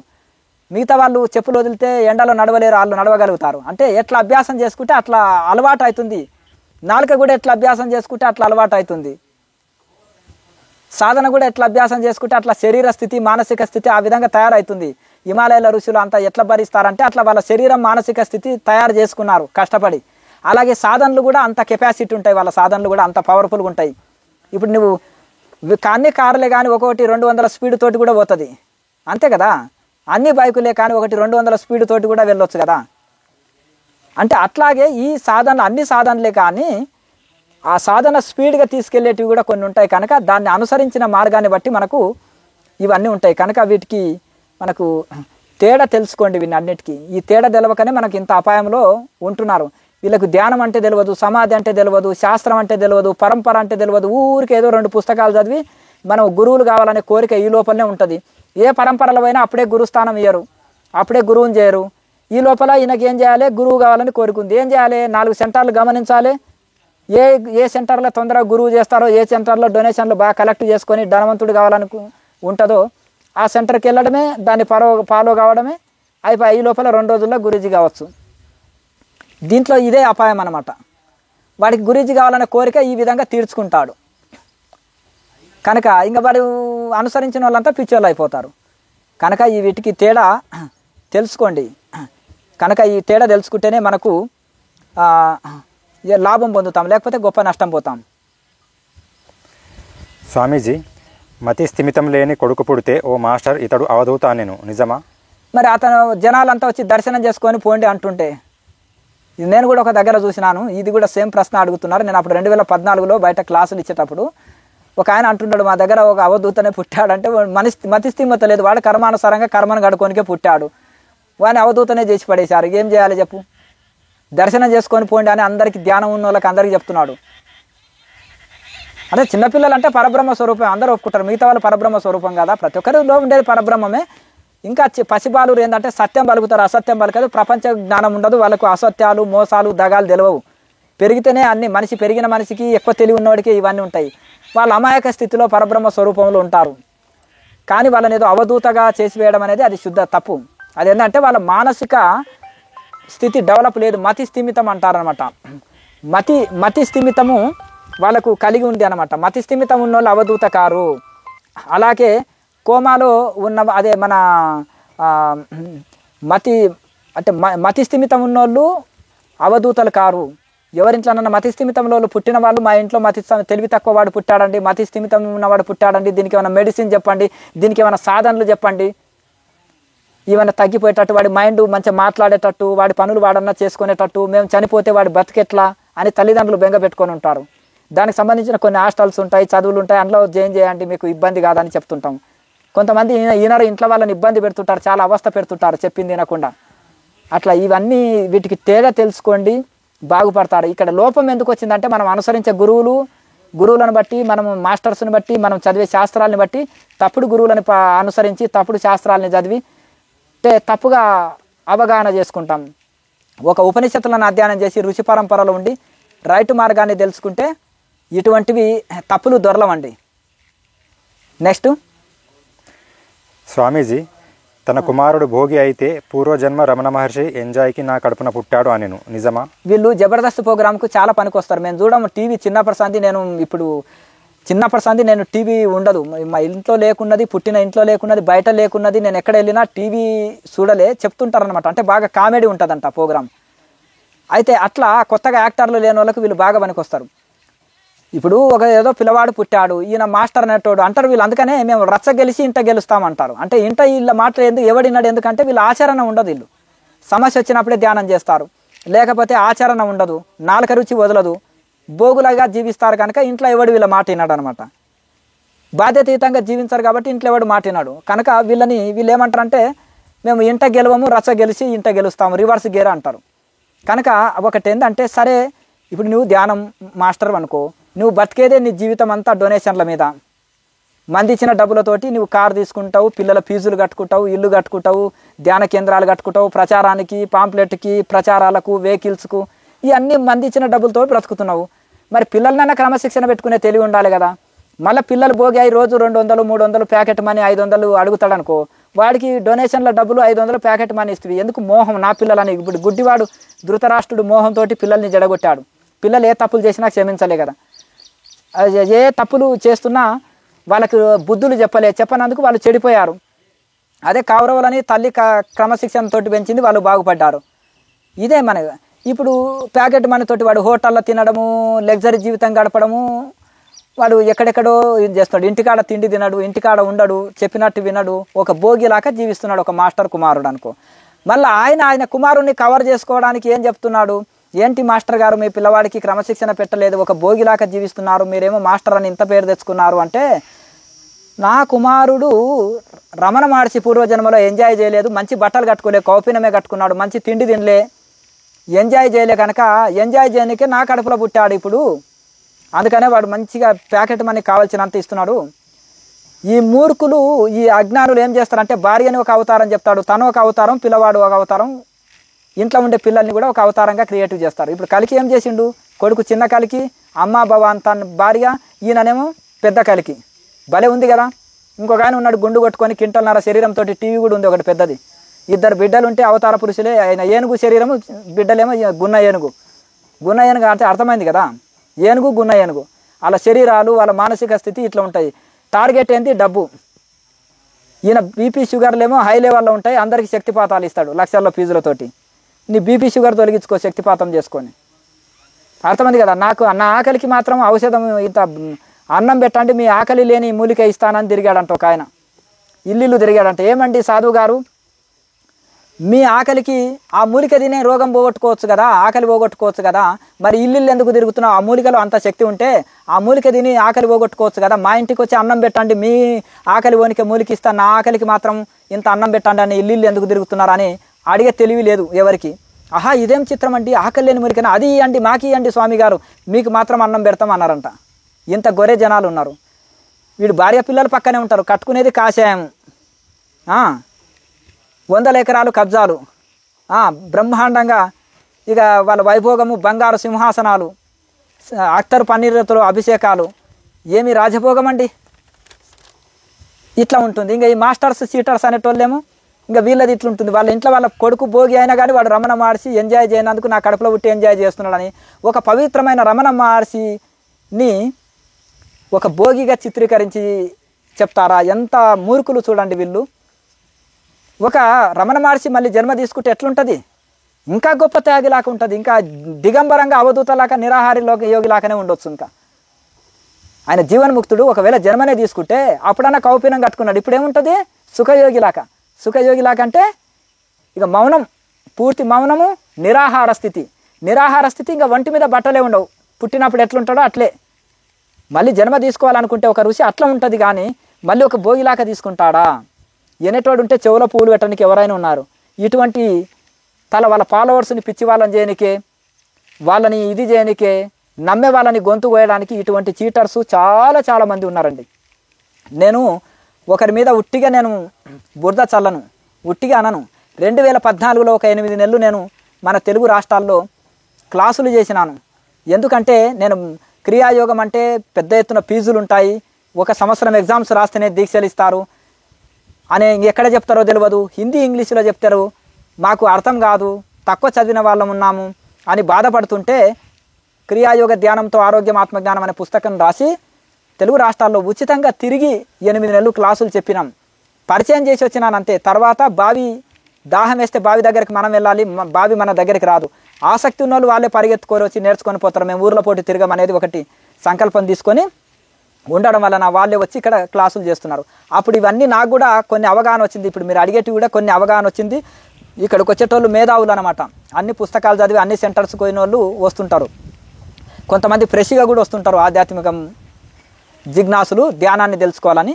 వాళ్ళు నోట్బుక్లో రాసిన ప్రశ్నలు. ఈ ప్రపంచంలో ఇంత మంచి విచిత్రమైన వాళ్ళు, ఇంతమంది కామెడీ యాక్టర్స్ ఉన్నారంట. మరి ఇంత నిత్య జీవితంలోనే చాలా మంచి కామెడీ యాక్టర్స్ వీళ్ళు. ఈ విధంగా నడుస్తుంది అని ఉంటే మరి ఒక పవిత్రమైన రమణ మహర్షి జీవితాన్ని తన కొడుకు భోగికి పోలిసి వాడు పూర్వజన్మలు ఎంజాయ్ చేయలే, ఈ జన్మలో నా కడుపులో పుట్టి ఎంజాయ్ చేస్తున్నాడు, నేను డబ్బులన్నీ చందాలు బాగా వసూలు చేసి వాడికి ప్యాకెట్ మనీ బాగా ఇస్తున్నాను, ఎందుకంటే రమణ మహర్షి కదా నా జన్మలో పుట్టాడు, నా కడుపులో పుట్టాడు అని. భారీ అవతార పురుషులే, తన అవతారమే ఇది అవతారం. వాళ్ళకైతే ధ్యాన యోగులు అందరి ఇంట్లో అందరు అవతారాలే. ఎలా ఉంది, ఎక్కడ వెళ్తుంది ధ్యానం అనేది, ఎక్కడ వెళ్తుంది, ఎక్కడ వెళ్తున్నాయి ఈ సొసైటీలు? ఎవరు ఏ చీటర్సు? ఈ పౌండర్ మాస్టర్కు కడుపుకు అన్నం తింటున్నాడా? వాడికి బుద్ధి లేదా? ఇంతమందిని ఒక విధవ ఇంతమందిని లక్షల జనాల్ని కోట్ల మందిని పిచ్చోళం చేయడానికి ఈ గ్రంథాలు చదవండి, ఇది రైట్ అని. ఒక ఆయన అన్నాడంట, మాస్టర్ గారండి ఈయనని రమణ మహర్షి అన్నారండి, మొన్న ఆయనని రమణ మాస్టర్ అన్నారు, ఇద్దరు మాస్టరు అన్నారు, నాకు అర్థం కావలేదు మాస్టర్ గారు, మన మన సంస్థల్లో ఎంతమంది రమణ ఉన్నారు మాస్టర్ గారు అంటే, పిచ్చివాడా నీకు తెలియదు, 1008 మంది రమణ మహర్షులు ఉన్నారు, ఇంకా ఎంతోమందిని రమణ మహర్షి అన్నాను నేను, అది నువ్వు చూడలేదు, ఇంకా నీకు తెలియదు అన్నప్పుడు టక చప్పట్లు కొట్టారంట అందరూ. బాహా అని నవ్వారు. అంటే నేను మొన్న రమణ మహర్షి అన్నాను, ఈరోజు రమణ మహర్షి అన్నాను, ఇద్దరు వ్యక్తులని, నీకు డౌట్ వచ్చేసింది, ఇంకా మిగతా 1006 మందిని నువ్వు చూడలేదోయ్, ఆ 1006 మంది కూడా రమణ మహర్షులు ఉన్నారు, వాళ్ళకందరికీ నేను వాళ్ళని చూసే చెప్పేసినాను వాళ్ళ గత జన్మని. అంటే 1008 మంది మన సొసైటీలో రమణ మహర్షులు ఉన్నారు, ఇంకా నువ్వు తెలుసుకున్నదే ఇద్దరి గురించి నేను చెప్తుంటేనే విన్నావు అని వరకు అందరూ పిచ్చోళ్ళై చప్పట్లు కొట్టాలి.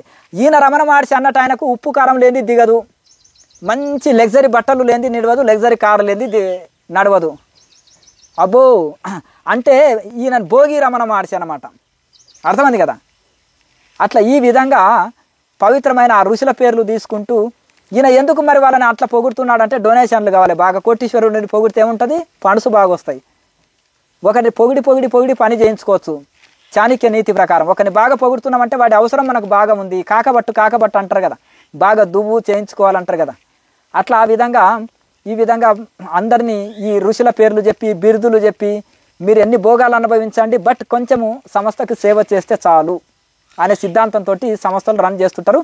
ఎవరికి లాభమయ్యా అంటే దాన్ని స్ప్రెడ్ చేస్తున్నాను, వ్యాప్తి చేస్తున్నాను అనుకుంటారు. కానీ 100 అంతస్తులు కట్టినా పిల్లర్స్ లేని బిల్డింగ్ ఎప్పుడు కూలుతుందో తెలియదు కదా.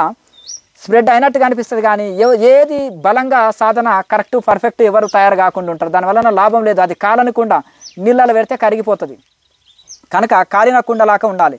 కనుక అది చెప్పేదేదో కొద్ది మందిని తయారు చేసినా, అది చెప్పేదేదో రైట్ ప్రాసెస్గా చెప్తే వాడు ఇవాళ కాకుండా రేపు బాగుపడతాడు.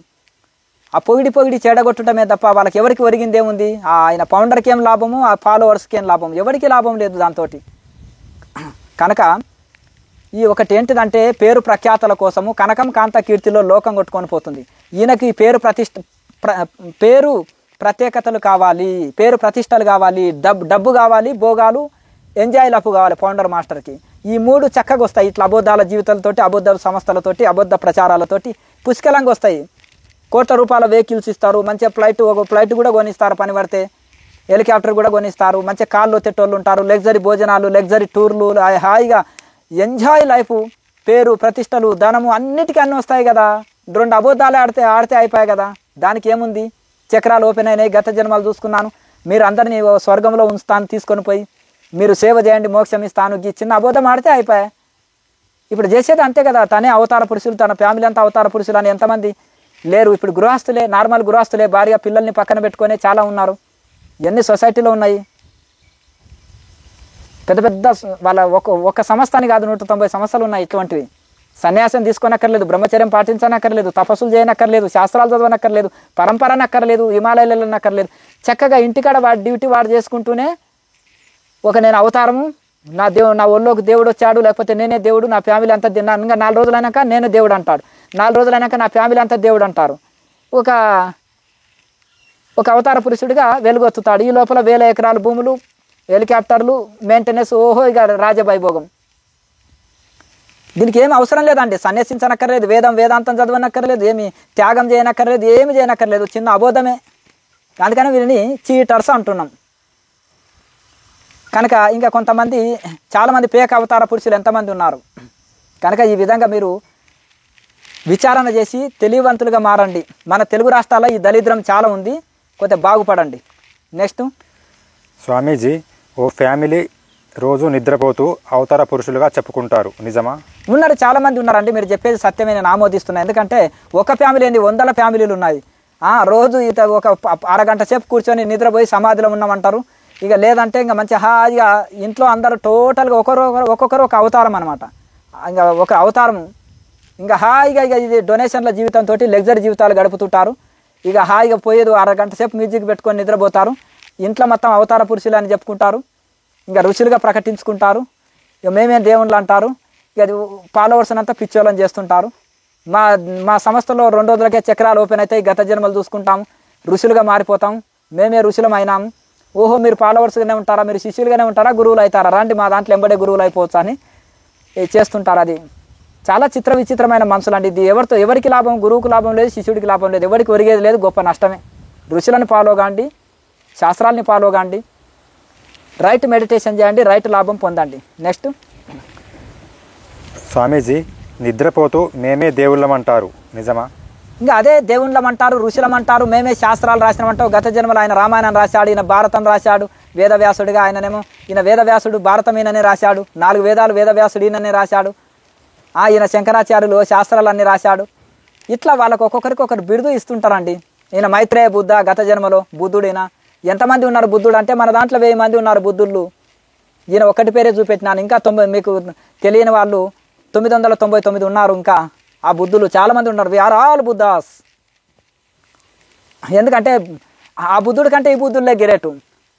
ఎందుకంటే ఆ బుద్ధుడు 1 పూట తిన్నాడు, ఈ బుద్ధులు 3 పూటలు తింటారు. ఆ బుద్ధుడు చక్కగా సరి అయిన ధ్యానం చేశారు, ఈ బుద్ధులకు మ్యూజిక్ లేని ధ్యానం కుదరదు. ఆ బుద్ధుడు చక్కటి ధ్యానం చేశారు, ఈ బుద్ధులు నిద్రపోతుంటారు. అంతేనే కదా. ఆ బుద్ధుడు ఏమి డొనేషన్లు అడగలేదు, భిక్షాటన చేసి జీవించాడు. ఈ బుద్ధులు అంతా జనాలన్నీ చీటర్స్ని, జనాలంతా ఈ బుద్ధులు చీటర్స్ కదా, దేశాన్ని అంతా ప్రపంచాన్ని దోసుకొస్తారు. అర్థమైంది కదా. ఈ బుద్ధులు నిద్రా ధ్యానాన్ని బాగా ప్రచారం చేస్తారు. ఈ బుద్ధులు భోగ జీవితం, బాగా లగ్జరీ జీవితం గడుపుతారు. కాబట్టి we are all great, we are all Buddhas, we are all great. ఎందుకంటే చీటింగ్ లైఫ్ గడుపుతారు కాబట్టి. ఆయన కూడా తెలియదు, ట్రైనింగ్ ఇస్తారు చీటింగ్ ఎట్లా చేయాలంటే ఆ బుద్ధుడు వస్తే కూడా ఇప్పుడు. కనుక ఆ విధంగా ఇట్లా ఇప్పుడు వీళ్ళంతా చీటర్స్గా తయారైపోయారనమాట. కనుక ఇటువంటి వాళ్ళతోటి జాగ్రత్త ఉంటే మీకే లాభం. ఎక్కువ గురువు దగ్గర డబ్బులు ఉంది అని ఎక్కువ ఫాలోవర్స్ ఉన్నారా, లేకపోతే ఎక్కువ సెలబ్రిటీస్ ఫాలో అవుతున్నారా, లేకపోతే ఎక్కువ ఆడంబరాల ప్రోగ్రామ్స్ ఉన్నాయా, మీడియా ఉందా వాళ్ళకి పెద్దది, ఇది కాదు చూడవలసింది. గురువుకు త్యాగం చూడాలి, తపస్సు చూడాలి, రైట్ మెడిటేషన్ ప్రచారం చేస్తున్నాడా, అలాగే మంచి ఋషి పరంపరలో ఉన్నారా, శాస్త్రాలను వక్రీకరించకుండా చక్కగా చెప్తున్నారా, ఇవన్నీ పరిధిలోకి తీసుకొని గురువుని చేసుకోవాలి. ఒక పెళ్లి చేసుకుంటుంటే అన్ని 7 తరాలు అటు 7 తరాలు చూస్తారు కదా. గుణ గణాలు, కులము, గోత్రము, సూత్రము, గుణగణాలు, క్యారెక్టరు, పద్ధతులు, ఆచారాలు ఇవన్నీ చూసి ఇది చేస్తారా, లేకపోతే గుడ్డిగా కనిపించిన వాళ్ళని ఇలా చేసుకుంటారా? పరంపరని కూడా ఇట్లా చేసి గురువుగా అన్ని పరంపరని కరెక్ట్గా చూసి ఒక మంచి ఋషిని గురువుగా చేసుకుంటే మీరు బాగుపడతారు, లేకపోతే మీ జీవితాలు నాశనం అవుతాయి. నెక్స్ట్, స్వామీజీ, తప్పుడు ప్రచారాలతో, తప్పుడు ధ్యానంతో చదువుకున్నవారు ధనవంతులే కాక అమాయకులెందరో బలి అవుతున్నారు. దీనికి పరిష్కారం ఏమిటి? ఇప్పుడు కోటీశ్వర్లే బుట్టలు పడేస్తున్నారు వీళ్ళు కోటీశ్వర్లని. అంటే ఇంకా సామాన్యులని పడేయడము చాలా ఇది. ఆ పెద్ద గాలికి దోమలే ఏనుగులే కొట్టుకపోతుంటే దోమల సంగతి ఏంటిది? మహా పెద్ద పెద్ద విద్యావంతులు పీజీలు పిహెచ్డీలు చేసిన వాళ్ళే బోల్తా పడుతున్నారు. అలాగే పెద్ద పెద్ద కోటీశ్వర్లే బోల్తా పడుతున్నారు. ఎందుకంటే వీళ్ళకి ఆధ్యాత్మిక నాలెడ్జ్ లేదు. పాపం భౌతికంలో నాలెడ్జ్ ఉంది కానీ ఆధ్యాత్మికంలో లేదు. ఈ పిచ్చోళ్ళు ఏది చెప్తే వాళ్ళకు అది వేదం. వీడు 2వ తరగతి చదివి వచ్చిండు మాస్టర్ అని తెలియదు వాళ్ళకు. లేకపోతే వీడికి ఆధ్యాత్మిక నాలెడ్జి ఏం లేదు. జస్ట్ ఏదో 4 మాటలు లొడలోడ మాటలు నేర్చుకున్నాడని తెలియదు వాళ్ళకి. ఇంకా కొంతమంది వాడు బుట్టలు పడి పడేశారనుకో, ఆటోమేటిక్గా ఇక సంస్థకు ఫండ్స్ తీసుకొస్తారు. ఆ కోటీశ్వర్లకు పెద్ద పెద్ద పదవులు ఇస్తారు. వాళ్ళని ఋషులని పోగొడతారు. వాళ్ళనే దానికి పెద్ద మనుషులను కూడా చేస్తారు. ఇక వాళ్ళ గుండు చేస్తారు మొత్తం. లేకపోతే ఇక వాళ్ళతోటి దోపిస్తారు ప్రపంచాన్ని. ఇట్లా ఈ విధంగా ఆడంబర ప్రోగ్రామ్స్ తోటి జనాలని ఆకట్టుకొని ఈ తప్పుడు ప్రచారాలతోటి భ్రష్టు పట్టిస్తుంటారు. కనుక ఆధ్యాత్మికానికి ధనానికి సంబంధం లేదు. ఆధ్యాత్మికానికి పీజీ పిహెచ్డీలకు సంబంధం లేదు. ఆధ్యాత్మికానికి భౌతికమైన సంపదలకు దీనికి పోల్చకూడదు. కనుక ఆధ్యాత్మికం వేరు. గొప్ప గొప్ప ఋషులు కౌపీనం కట్టుకొని దిగంబరులుగా నిర్ధనులుగా, అంటే ఏ ధనం లేకుండా ఏ పీజీ పిహెచ్డీలు చేయకుండా వేలుముద్రతోటి కూడా ఉన్నారు. కానీ బ్రహ్మజ్ఞానులు ఏ చదువులు లేకున్నా వాళ్ళు సర్వం తెలిసిన వాళ్ళే. సమస్తం చదివి కూడా బ్రహ్మజ్ఞానం లేని వాళ్ళు అజ్ఞానులే. ఏం చదువు రాని వాళ్ళే అంటారు. కనుక సమస్త శాస్త్రాలు చదివి ఆత్మ నెరగపోతే ఏం తెలియని వాడే. ఏమి భౌతిక శాస్త్రాలు ఏవి చదవకున్నా ఆత్మ నెరిగిన వాడు సమస్త శాస్త్రాలు చదివిన వాడే. కనుక ఇది తెలుసుకోండి, సత్యం తెలుసుకోండి. కనుక ఋషి మార్గంలో సరి అయిన ధ్యానం చేయాలి, సరి అయిన శాస్త్రాన్ని చదవాలి, సరి అయిన పరంపరలో ఉండి అప్పుడు మాత్రమే సరి అయిన బోధన శిక్షణ ఇతరులకు ఇవ్వగలుగుతాము. నెక్స్ట్, స్వామీజీ, సినిమా వాళ్ళకి డబ్బు ఇచ్చి ఇంటర్వ్యూలు పెడితే గొప్పనా? చాలామంది అటువంటి వాళ్ళు కూడా ఉన్నారు. 1 లక్ష రూపాయలు సినిమా వాడికి రోజు ఫీజు ఇస్తారు, ఫ్లైట్ టికెట్ బుక్ చేస్తారు. ఈయన కాళ్ళు పెట్టేసి కొంతమంది ఒక ఆయన హీరోయిన్లతో ఇంటర్వ్యూ చేస్తుంటే ఈయన బూటు కాలు తీసి గురువు గారి ముఖానికి పెట్టేస్తుంది. ఈమెకి ఎట్లా కూర్చోవాలనే తెలియదు, ఒక గురువుతోటి ఎట్లా మాట్లాడాలో కూడా తెలియదు, ఎట్లా ప్రశ్న వేయాలనేది కూడా తెలియదు. ఆ గురువు గారికి ఆయన ఇట్లా కూర్చొని అని రావణాసురుడు లాగా నవ్వుతుంటే ఆయన యొక్క బూటు కాలు తీసి ఆయన ముఖానికి చూపిస్తుంది గురువు గారికి. అంటే మన ఫాలోవరా శిక్షణ సంబంధం లేదు. జస్ట్ యూత్ని ఉంటారు కదా, సినిమా యాక్టర్స్ని ఫాలోవర్స్ ఉంటారు కదా, వాళ్ళు ఫ్యాన్స్ని ఆకట్టుకునేట కోసం అట్లా అప్పుడప్పుడు ఇలా చేస్తుంటారనమాట. కనుక ఈ విధంగా దీంతో ఎవరికి ఒరిగేదేముంది? జనాలని అమాయకుల్ని పిచ్చోళ్ళని చేయడం. అంటే ఓహో సినిమా వాళ్ళు సెలబ్రిటీస్ వీళ్ళ యొక్క ఫాలోవర్స్ ఉన్నారే, గొప్ప గొప్ప సెలబ్రిటీలు ఉన్నారే, ధనవంతులు ఉన్నారే అని జనాల్ని చీటింగ్ చేయడానికే కదా. మరి డబ్బులు ఎవరివా అంటే ఒక్కొక్కటి దగ్గర 10 లక్షలు ఫీజు తీసుకోవడము, అందులోకెళ్ళి ఒక 20% పబ్లిసిటీ కోసము ఇట్లా సెలబ్రిటీలకు టికెట్లు బుక్ చేయడము, వాళ్ళకు రోజు కూలి ఇచ్చి రప్పించి ఇది చేయడము, పేడ్ ఆర్టిస్టులను పెట్టుకోవడం, పేడ్ మీడియాని పెట్టుకోవడము. అలాగే ఈ విధంగా పబ్లిసిటీ కోసం, ఆడంబరం కోసం ₹1 బిస్కెట్కు ₹10 ప్యాకింగ్ చేసినట్టు ఉంటుంది. ఇట్లా ఈ ఆడంబరాలతోటి అట్టహాసాలతోటి చేస్తుంటారు. ఇదంతా నడుస్తూనే ఉంది. జనాల్ని ఇప్పుడు సంపన్నులని కోటీశ్వర్లని ఇలా లాగుతారు. ఇక సామాన్యుని లాగానికే కష్టమా? అంతమంది వెళ్తున్నారు, సంథింగ్ ఏదో ఉంది అక్కడ, సంథింగ్ ఏదో ఉంది అనుకుంటారు. అట్లా భ్రమలో పడేస్తుంటారు. లోకమంతా భ్రమలో కొట్టుకొని పోతుంది. వాడు భ్రమలో పోయింది కాక, ఆ చీటర్ భ్రమలో పోయింది కాక దేశాన్నంతా భ్రమలో పడేస్తారు.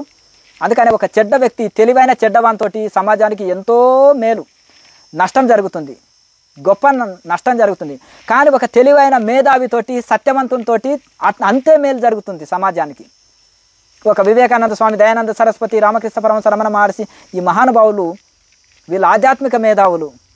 మరి వీళ్ళతోటి సమాజానికి ఎంత మేలు జరిగింది, ఎంతో మేలు జరుగుతుంటుంది. అలాగే ఈ ప్రపంచంలో చీటర్స్ రూపంలో కొంతమంది మేధావులు, కుహనా మేధావులు అంటారనమాట. శాస్త్రాల్ని వక్రీకరించేటోళ్ళు, జనాల్ని మోసం చేసేటోళ్ళు, ఫండ్స్ని బాగా వసూలు చేసి బాగా ప్రపంచాన్ని మోసం చేసి ధనాన్ని కూర్చుకునేటోళ్ళు, కనకం కాంత కీర్తి కోసం ప్రాకలాడేటోళ్ళు. వాళ్ళ టార్గెట్ కీర్తి ఉండాలి, వాళ్ళ టార్గెట్ ధనం ఉండాలి, వాళ్ళ టార్గెట్ భోగాలు అనుభవించాలి. ఈ 3 లభిస్తాయి కొన్ని అబద్ధాలతోటే. కనుక ఈ ఏదో మేము పెద్ద మేధావులము, మేము గొప్ప వాళ్ళమని ఇట్లా శాస్త్రాల్ని వక్రీకరించి ఈ ఆడంబర ప్రోగ్రామ్స్ తోటి జనాల్ని ఆకట్టుకొని ఇలా మోసం చేస్తుంటారు. తస్మాత్ జాగ్రత్త ఇట్టి వారితోటి. ఆడంబరాలు చూసి గురువుని చేసుకోకూడదు. ఆడంబరాలు సంపద చూసి సంపద ఎవరిది? ప్రజాధనం. డొనేషన్ రూపంలో కలెక్ట్ చేసుకొని, డొనేషన్ల రూపంలో కనెక్ట్ చేసుకొని ఫ్యామిలీలని గొప్ప స్థాయిలో ఉంచి ఫ్యామిలీస్కి గొప్ప ధనాన్ని చేకూర్చి కొద్ది ధనాన్ని మళ్ళీ ఇట్లా ఈ విధంగా ప్రోగ్రామ్స్ ఖర్చు పెట్టి కొద్ది ధనాన్ని ఆడంబరంగా చూపెట్టి ఎక్కువ మంది లాగడానికి గాలాలు వేసి జనాల్ని తప్పుదోవలో పట్టించి ఆధ్యాత్మికం అని పేరు పెట్టి భోగ జీవితాన్ని రుద్ది తప్పుదారి పట్టిస్తుంటారు. కాబట్టి ఇటువంటి వాళ్ళతోటి మీరు జాగ్రత్తగా ఉండి మీరు ఋషిత్వం పొందాలన్నా బ్రహ్మజ్ఞానం కావాలన్నా బ్రహ్మజ్ఞానులను అనుసరించండి, ఋషులను అనుసరించండి, అజ్ఞానులను కాదు అనుసరించవలసింది. నెక్స్ట్ స్వామీజీ, సంపన్నులు, సెలబ్రిటీలు, పొలిటికల్ వారు, ధనవంతులు, విద్యావంతులు వీళ్ళే సంస్థలే గొప్పవా, వారే గొప్ప గురువులా, సామాన్యులు భ్రమపడుతున్నారు? అంటే ఒక జ్ఞాని లక్షల మంది జ్ఞానులను చేస్తాడు, ఒక అజ్ఞాని లక్షల మంది అజ్ఞానులను చేస్తారు ఫాలోవర్స్ని. అదే ఈ సెలబ్రిటీలని, సినిమా వాళ్ళని, పొలిటికల్ వాళ్ళని, ధనవంతులని, విద్యావంతులని ఈ విధంగా లాగడానికి గాలాలేసి ఎరగుచ్చి గాలం వేసినట్టు, వల విసిరి చేపలు పట్టినట్టు ఇట్లా ఈ విధంగా వాళ్ళని రకరకాల ఆకర్షణలతోటి వాళ్ళకు అనుకూలంగా మొత్తము వాళ్ళకు అనుకూలంగా మాట్లాడి ఒకరిని కొంతమందిని పొగిడి, కొంతమందికి ఆడంబర ప్రోగ్రామ్స్ చేసి, కొంతమందికి ప్రచారాల ద్వారా, కొంతమందికి రకరకాల గాలాలు వేసి, రకరకాల వలలు విసిరి పన్నాగాలతోటి ఆ విధంగా ఆడంబర ప్రోగ్రామ్స్ తోటి జనాల్ని రప్పించి ఆ విధంగా ఏదన్నా వాళ్ళకు మేలు కూర్చేది సత్యం చెప్తున్నారంటే అంతా అసత్యమే. నిద్రపోతే సమాధి, కల వస్తే హాస్టల్ ట్రావెలింగు, ఏదేదో పొందాం ఏదేదో సాధించామని పగటి కళలతోటి ఒక భోగ జీవితాన్ని ప్రేరేపించి వాళ్ళని ఆ వైపు ఇది చేస్తుంటారు. సంపన్నులు ఎక్కువ వెళ్తున్నారా, సెలబ్రిటీలు ఎక్కువ వెళ్తున్నారా? సంపన్నులు గుడ్డి వాళ్ళే, సెలబ్రిటీలు గుడ్డి వాళ్ళే, ఎక్కువ చదువుకున్నవాడు కూడా గుడ్డివాడే. వానికి ఎందుకంటే ఆధ్యాత్మికం తెలుసుకునే టైం లేదు, తెలివి లేదు. గుడ్డిగా ఆడంబరం ఉంటే ఫాలో అవుతాడు. వాడికి కావాలి సౌకర్యం, వీళ్ళు ఆ సౌకర్యాలు కలిగిస్తారు, దానికంటే ఎక్కువ అద్భుతంగా దోచుకుంటారు వీళ్ళని. ఇంకొకటి వీళ్ళని చూపి ఇంకా అమాయక జనాల్ని లాగుతారు. ఇంత గొప్ప వాళ్ళే మతానికి ఫాలోవర్స్ ఉన్నారు, ఇంతమంది వస్తున్నారని, ఇంత గొప్ప గొప్ప వాళ్ళు ప్రపంచ ఖ్యాతి పొందిన వాళ్ళు మా దగ్గరికి శిష్యులు మా దగ్గరికి వస్తున్నారని వీళ్ళని ఎరవేసి మిగతా అమాయక జనాల్ని అంతా లాగి పిచ్చోళ్ళని చేస్తుంటారు. అట్లా ఇక వీళ్ళు ఏంటంటే వీళ్ళ అమాయకులు పాపం, వీళ్ళకి ఆధ్యాత్మిక నాలెడ్జ్ జీరో ఉంటుంది, భౌతికంలో తెలివి ఉంటుంది, ఆధ్యాత్మిక తెలివి ఉండదు కనుక ఇక ఈ విధంగా ఈ అమాయకులని కానీ సంపన్నులని కానీ అందరినీ ఈ విధంగా ఆధ్యాత్మికంలో వాళ్ళకు ఈ విధంగా ఎన్నెన్నో ఇది జరుగుతుంది. కాబట్టి మీకు నిజంగా ఆధ్యాత్మికంలో డెవలప్ కావాలనుకుంటే గొప్ప త్యాగజీవి ఉండాలి, నిస్వార్థ పరుడు ఉండాలి, తపస్సు చేసి ఉండాలి, శాస్త్రాన్ని చక్కగా అధ్యయనం చేసి తపస్సు చేసి బ్రహ్మజ్ఞానం పొందిన ఒక ఋషిని అనుసరిస్తే మీ జీవితాలు బాగుపడతాయి. రమణ మహర్షికి ఏం హెలికాప్టర్ లేదే, రమణ మహర్షి ఏం పట్టు వస్త్రాలు కట్టుకోలేదే, ఏం బంగారు సింహాసనాలు లేవే, చెప్పులు కూడా వేసుకోడే. మరి ఆయన ఒక గురువు కాడా? రమణ మహర్షి, రామకృష్ణ పరమహంస ఒక షర్టు కూడా లేకుండా ఒక పాతకాలం ధోతి కట్టుకొని సింపుల్గా ఒక పాతకాలం వృద్ధుడిలాగా ఉంటాడే. మరి ఈ యొక్క యోగి ఆత్మకథ గురువులు షర్టు కూడా లేకుండా చిన్న ధోతులు కట్టుకొని ఒక సామాన్య నార్మల్గా గృహస్థుల్లాగా ఉంటారు. వీళ్ళంతా ఒక ఋషిత్వానికి అర్హులు కారా? వీళ్ళంతా గురువులు కారా? ఆడంబరం, అట్టహాసము, అసుర గుణము. రావణాసురుడికి వైభోగం ఎట్లా ఉంది చూశారు కదా.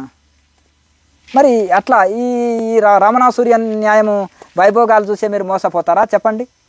కనుక ఋషికి వీటికి పోల్చనక్కర్లేదు. ఋషి అంటే త్యాగం ఉంటేనే తపస్సు ఉండాలి, బ్రహ్మజ్ఞానం ఉండాలి, దాంతో శోభించాలి. ఋషి ధనంతో కాదు ఋషి శోభించేది. కనుక ఈ విధంగా దయచేసి ఈ భౌతిక సంపదలతోటి, భౌతికమైన నాలెడ్జ్ తోటి ఈ ఋషిత్వాన్ని కించపరిచి ఋషిత్వానికి పోలిక పెట్టకూడదు. పోల్చుకోండి, ఆ ఋషులను పోల్చుకోండి, దాన్ని బట్టి మీరు టాలీ చేసుకొని ఎవరికి వాళ్ళు తెలివిగా అండి. ఋషిత్వం ఏంటిది, అజ్ఞానం ఏంటిది, రెండింటికి తేడా. ఋషులు ఎట్లుంటారు, జీవన విధానం ఏంటిది, వాళ్ళలో ఎంత త్యాగం ఉంటుంది, భోగుల జీవన విధానం ఎట్టుంది, వాళ్ళ టార్గెట్ ధనము, భోగాలు, ఆకర్షణ, ఆడంబర ప్రోగ్రామ్స్, ఇది అసుర గుణాలు, ఇది భోగుల లక్షణం. నీడాడంబర జీవితము, సాదాసీద జీవితం, నిస్వార్థ సేవ, తపస్సు, బ్రహ్మజ్ఞానము, ఇది ఋషుల జీవితం. ఈ రెండింటికి టాలీ చేసి తెలుసుకోండి. మీరు ఏదో ఆడంబరాలు, జనాలు ఎక్కువ వెళ్తున్నారు, పెద్ద పెద్ద సెలబ్రిటీలు వెళ్తున్నారు అని అక్కడ మనం వెళ్ళాలని లేదు. అటువంటి దాంట్లో ఆ భ్రమని తొలగించుకోండి దయచేసి. ఆధ్యాత్మికం దానికి సంబంధం లేదు. నెక్స్ట్ స్వామీజీ, పెద్ద సంస్థలు అన్నింటికీ ఫీజులే పెడతారు, మళ్ళీ సంపన్నులతో బీద వాళ్ళతో చందాలు కలెక్ట్ చేస్తారు. బీదలకు ఉపయోగపడదు, పైగా ఏ సేవ ఫ్రీగా లేదు. దేనికి? నిజమే అది. ఎందుకంటే ఇప్పుడు ఈ యొక్క పెద్ద పెద్ద సంస్థల్లో ఎట్లుంటారంటే పెద్ద ఎత్తున డొనేషన్లు కలెక్ట్ చేస్తారు, ఫీజులు వసూలు చేస్తారు, అలాగే రకరకాలుగా దక్షిణలని వసూలు చేస్తారు, మెయింటెనెన్స్లని వసూలు చేస్తారు. అలాగే మళ్ళీ వాళ్ళు ఉపయోగపడేది సంపన్నులకే. ఈ ఫీజులు కట్టి ఎవరు పోతారు? ధనవంతులే పోతారు. మళ్ళీ బీద వాళ్ళతోటి కూడా ఊరు ఇల్లు తిరిగి వసూలు చేస్తారు. మళ్ళీ బీదవాడికి ఏం ఉపయోగపడరు. మళ్ళీ వాళ్ళు ఉపయోగపడేది ధనవంతులకే. మరి ధనవంతులకు ఉపయోగపడ్డప్పుడు ధనవంతులు ఇచ్చే ఫీజులతోటి రన్ చేయొచ్చు. మళ్ళీ బీద వాళ్ళని ఎందుకు దోసుకొని తింటున్నారు? ఇప్పుడు సాధువులు అట్లే తయారైనరు, ఈ మాస్టర్స్ అనేటోళ్ళు అట్లా తయారైనరు, యోగా గురూజీలు అనేటోళ్ళు అట్లాగే తయారైనరు, అన్ని రకాల వాళ్ళు అట్లా చేయనరు. బీదోడిని కూడా రక్తం తాగుతారు, బీదోడికి ఏం ఉపయోగపడరు. సంపన్నులు తాన దోచుకుంటారు, మళ్ళీ బీదోడు తాన దోచుకుంటారు, మధ్యవర్తులు తాన దోచుకుంటారు, కార్పొరేట్ ఫండుని, బ్లాక్ మనీని, అలాగే ఇవి దోచుకుంటారు. మళ్ళీ డొనేషన్లు, దక్షిణలు, ఇవన్నీ నిర్మాణాలకని వసూలు చేస్తారు. మళ్ళీ అక్కడ రూమ్ కిరాయి, క్లాసులకు ఇంత, మెయింటెనెన్స్కి ఇంత, తిండికి తిప్పలకి అన్నిటికీ వసూలే చేస్తారు. మరి ఈ ఆధ్యాత్మిక సంస్థల ఇవి వ్యాపార కేంద్రాల, సేవా కేంద్రాల, వ్యాపార కేంద్రాల, ఇట్లా ఇవన్నీ అట్లే తయారైపోయినారు ఇప్పుడు. కనుక ఈ విధంగా తెలివైన వాళ్ళు మీరు గ్రహించుకొని నిజమైన ఋషులకు సాయం చేయండి. వాళ్ళు మఠాలు నడపలేక చాలా అవస్థ, వాళ్ళు అడగనికే వాళ్ళకి ప్రాణం చచ్చిపోతుంది. అడగరండి నిజమైన ఋషి, వాళ్ళ చెయ్యి ఇలాగే ఉంటుంది, ఇస్తూ పోతుంటారు. ఇట్లా సాపరు, భిక్షగాడు కాదు ఆయన, యాచకుడు కాదు. రమణ మహర్షి, నీ స్వామి నీకు ఎంత వేల ఎకరాల పొలాలు కావాలంటే నన్ను భిక్షగాని చేయకండి నాయన అన్నాడు. కనుక ఈ విధంగా పరిస్థితి. మరి ఆ విధంగా మనకు ఆ ఋషులకు వీళ్ళకు తేడా మీరు తెలుసుకోండి. నిజమైన ఋషి ఏం ఆశించడు. ఎవరన్నా ఆయన మీద గురి మీద ఏమన్నా ఏర్పాటు చేసినా మన గొప్ప సేవ చేసి చూపిస్తాడు. ఋషి ఇలా ఉండదు, అతని చేతి ఇలా ఉంటుంది, ఇవ్వడమే తెలుసు అతనికి. కనుక ఆ విధంగా మనము అట్లానే ఆయన అడగట్లేదని ఊరుకోకుండా నిజమైన నిస్వార్థ సంస్థలకి సహాయం కూడా అందించాలి. ప్రజాధనంతో వాళ్ళు రన్ చేస్తుంటారు, ఇంకా గొప్ప సేవ చేయగలుగుతారు అందిస్తే. ఈ భోగులకు ఇంకా గొప్ప భోగాలు అనుభవించడానికి వాళ్ళు యూజ్ చేసుకుంటారు అంతే భోగులు. కనుక వారు వచ్చిన 100 రూపాయల్లో 10 రూపాయల సేవ 90 మిస్సింగ్ అంతే, వాళ్ళ భోగాలకు కావాలి అవి. కనుక ఇవంతా ఎవరైతే భోగము, లగ్జరీ జీవితము, భోగ జీవితాన్ని బోధిస్తారో వాళ్ళు యోగులు గారు భోగులు. వాళ్ళకు జీరో నాలెడ్జ్ ఆధ్యాత్మికంలో ఉంది అని తెలుసుకోవాలి. ఎవరైతే త్యాగంతో కూడుకొని నిస్వార్థ సేవలు చేస్తూ తపస్సులు చేసుకుంటూ సమాజానికి నిస్వార్థంగా ఉపయోగపడేటోళ్ళు వీళ్ళు బ్రహ్మజ్ఞానులు. వీళ్ళకి బ్రహ్మజ్ఞానం తెలిసింది కాబట్టి నిస్వార్థ సేవ చేయగలుగుతారు. అజ్ఞానంతో వాడికి దోసుకోవడం తెలుసు, పంచిపెట్టడం తెలియదు. కనుక వాడికి దోసుకుంటే ఆనందం, ఋషులకు పంచిపెడితే ఆనందం. కనుక వాడు దోచుకునే దాంట్లోనే ఆనందపడుతుంటాడు. ఆధ్యాత్మికం పేర, ధ్యానం పేరు మీద, యోగం పేరు మీద, ఉపదేశాల పేరు మీద, సంస్థల పేరు మీద, ఏదేదో పేరు మీద ఇవి చేస్తారు. ఏది కట్టినా ఏ సేవ ఉండదు, అన్నీ మళ్ళీ దాని మీద ఫీజులు పెడతాడు. ఒక ఆయన కాలేజీలు, స్కూలు కడుతుంటాడు, ఒక ఆయన ఇవి భౌతిక సేవలు గృహస్థులైనా చేస్తారు, ఆధ్యాత్మిక గురూజీలు కాదు. ఆధ్యాత్మిక గురూజీలు ఆధ్యాత్మిక సేవ ఫ్రీ చేయాలి. ఒక ఆయన ఏమంటాడంటే, నేను ఆధ్యాత్మిక మాత్రము ఫీజులు తీసుకుంటా, కానీ ఏదో స్కూల్లో కాలేజీలో ఫ్రీ చెప్తా. స్కూళ్ళు కాలేజీలు మస్తుగా ఉన్నాయి, స్వచ్ఛంద సంస్థలు ఫ్రీగా నడుపుతున్నారు. గవర్నమెంట్ కూడా ఇవన్నీ స్కూళ్ళు, హాస్పిటల్, స్కూళ్ళు ఫ్రీగా ప్రజాసేవ చేస్తుంది గవర్నమెంట్ కూడా. మళ్ళీ నీవు గురూజీ అయ్యి ఆధ్యాత్మికవేత్తవై నీవు ఆ పని చేయడం ఏంటి? వాళ్ళకు వదిలేయి, నువ్వు చేసే పని వాళ్ళు చేయలేరు కదా, మరి వాళ్ళ పని నీవెందుకు చేస్తున్నావు? నీ పనిలో సేవ చేయొచ్చు కదా, నీకు వచ్చిన ఆధ్యాత్మిక విద్యని ఫ్రీగా అందియొచ్చు కదా. దీంట్లో ఫీజులు పెట్టి భౌతిక విద్యకి ఎందుకు? భౌతిక విద్యకు డబ్బులు ఇచ్చి కూడా అతను చదివించుకోగలుగుతాడు, చేయగలుగుతాడు. కావాల్సింది ఆధ్యాత్మిక విద్యనే కదా ఉచితంగా అందించేది. ఇది ఉచితంగా అందించి నాయన ఇది రన్ చేయడానికి మీరు ఏమైనా సాయం చేయండి అని అడగండి. అప్పుడు వాళ్ళు నీకు ఏదైనా సాయం చేస్తే ఇది చేయండి. ఆధ్యాత్మిక విద్య మాత్రం లక్షల్లో ఫీజులు తీసుకుంటా ఉపదేశాలకు. దాన్ని మా భౌతికది ఏదో ఎందుకు పెట్టినామయ్యా స్కూలు చిన్నది ఏదో నడుపుతున్నాం అంటే, మరి వీరికి డొనేషన్లు ఏం చేస్తున్నామని జనాలు అంటారు కదా. ఆడేదో 10 రూపాయల సేవ చేసినట్టు చూపెట్టాలి. గురూజీ ఉట్టి ఏం తీసుకుంటలేడండి, ఇంకో ఆడ ఏదో భౌతికమైనది స్కూలో కాలేజో నడుపుతున్నాడు చూడని చూపిస్తారు. ఆ 10 రూపాయలది ఆడ నడుపుతున్నాడు కదా అని దానికి ఏదో కారణాలు చూపిస్తారు. అది కాదు అయ్యా నువ్వు చేసేది, అది మస్తు ఉన్నారు, చేసేవాళ్ళు చాలా ఉన్నారు, గవర్నమెంట్ చేస్తుంది, స్వచ్ఛంద సంస్థలు చేస్తున్నాయి. అది నువ్వు ఆధ్యాత్మిక గురూజీ అయి ఉండి నువ్వు ఇది నడుపు. ఈ ఆధ్యాత్మికనే ఫ్రీగా అందియొచ్చు కదా. ఆ వచ్చే ఆదాయం అంతా కట్ అయిపోతుంది, వచ్చేదే ఇంట్లో ఆయనకు. మళ్ళీ వచ్చే ఆదాయం ఎవడు పోగొట్టుకుంటాడు? అర్థమైంది కదా. దానికి కారణం మళ్ళీ అది చూపిస్తే మళ్ళీ ఫండ్స్ వచ్చిన వాళ్ళతోటి అవన్నీ రన్ చేస్తున్నా, దానికి డబ్బులు ఇవ్వండి అని మళ్ళీ సపరేట్గా వసూలు చేస్తారు. దానికోసం ఈ ఫీజులు వేరేనే, ఈ డొనేషన్లు వేరేనే, మళ్ళీ దానికోసం అవి నడుపుతున్నా ఇవి నడుపుతున్నా దానికి ఇవ్వండి అనేది అక్కడ మళ్ళీ తీసుకునేది అది వేరే. ఆడ వచ్చి ఖర్చు అయ్యేది 10, ఈయన వసూలు చేసేది 90 మళ్ళీ దాని పేరు మీద. కనుక ఆధ్యాత్మిక సేవ ఫ్రీ అందియండి. భౌతికమైన ఎవరైనా చేస్తారు భౌతికమైన సేవ, కానీ ఆధ్యాత్మికమైన సేవ అందరు చేయలేరు. నీకు ఆధ్యాత్మిక సేవలో ఎక్స్పర్ట్ కాబట్టి ఇదే చేయాలి. నువ్వు ఇంజనీర్ చేసే పని ఇంజనీర్ చేయాలి, కూలివాడు పని చేసే ఇది కూలిపాడు చేయాలి, కూలి పని చేయాలి. నువ్వు ఇంజనీర్ పని డబ్బులకు చేస్తున్నావు కదా, అది అట్లా అనమాట. అట్లా కాకుండా నీ పని నువ్వు చేయాలి. నువ్వు ఆధ్యాత్మిక గురువు కదా, అందరూ చేయలేరు ఆ పని. మరి నీవు ఇది ఫ్రీ అందియాలి ఆధ్యాత్మిక విద్యని. తర్వాత నిన్ను అనుసరించే వాళ్ళు నీ మీద గురి ఉన్నప్పుడు 10 రూపాయలు సాయం చేస్తే దాన్ని ఆ యొక్క సంస్థ రన్ చేయుటకు నడుపుటకు ఉపయోగపడాలి. కనుక వీళ్ళు ఏం చేస్తున్నారు, ఆధ్యాత్మిక విద్యని వ్యాపారం చేస్తున్నారు. బయట ఏదో చిన్న సేవ చేసినట్టు చూపెట్టి దాన్ని కూడా ఫండ్స్ కలెక్ట్ చేస్తున్నారు. ఏంటిదంటే ఈ సేవ చేస్తలేనా అంటాడు, మళ్ళీ దాన్ని కూడా సపరేట్ వసూలు చేస్తాడు. ఇట్లా కాకుండా ఈ యొక్క ఆధ్యాత్మిక కేంద్రాలు ఏవైతే ఉన్నాయో ఆ ఆధ్యాత్మిక సేవ, ప్రతి సేవ ఉచితంగా చేయాలి. మన ఋషులు అట్లే చేశారు. వివేకానంద స్వామి, రామకృష్ణ పరమహంస, రమణ మహర్షి, మలయాళ స్వామి, దయానంద సరస్వతి ఫీజుల కోసం పనిచేయలే. వాళ్ళ సంస్థలన్నీ వాళ్ళు ఉన్న కాలంలో అన్నీ ఫ్రీగా నడిపారు. గురుకులాలు నడిపారు, వేదాంత పాఠశాలలు, యోగా కేంద్రాలు, ధ్యాన కేంద్రాలు అన్నీ మంచిగా నడిపారు. పరమహంస యోగానంద, లాయర్ మహాశయ, యుక్తేశ్వరగిరి మహారాజు వీళ్ళు ఎంత అద్భుతంగా నడిపించారు సంస్థల్ని. కనుక ఈ విధంగా ఆధ్యాత్మిక సేవ ప్రతి ఒక్కరు సంస్థలు కూడా ఫ్రీగా అందియాలి, అందరిలోకి తీసుకెళ్ళాలి, తపస్సు చేసి బోధించాలి. తపస్సంపన్నులైన శిష్యులకే గురూజీగా తయారు చేయాలి, గురువులను తయారు చేయాలి. వచ్చిన 2 రోజులకే గురువులను తయారు చేయొద్దు, భయంకరంగా తయారు కావద్దు. ఒక పువ్వు నుంచి మనం తుమ్మెద తీసుకొని పోయిందంటే మకరందం, ఇంకో 10 తుమ్మెదలు వచ్చి మకరందం తీసుకొని పోతాయి. కానీ ఏనుగులాక ఆ తుమ్మెదని, ఆ పువ్వుని నలిపేసి తొక్కేస్తా అంటే కుదరదు. ఇంకో తుమ్మెదకు పనికిరాదు. ఒక ఆధ్యాత్మిక కేంద్రం అంటే ఎట్లుండాలంటే ఒక పువ్వు 10 తుమ్మెదలకు ఉపయోగపడేటట్టు కావాలి. ఒకటే తుమ్మెద నలిపేయదు, అది మకరందం తీసుకొని పోతే మళ్ళీ ఒక 10 తుమ్మెదలు వచ్చి మళ్ళీ మకరందం తీసుకొని పోతాయి. మనం దాతని నలిపేసి నల్లగొట్టి కూడా చేస్తారు. కొంతమంది ఏమంటారు అంటే మన సంస్థ కాదు, ఆ సంస్థలకు ఇవ్వకండి అనే మహానుభావులు కూడా ఉన్నారు.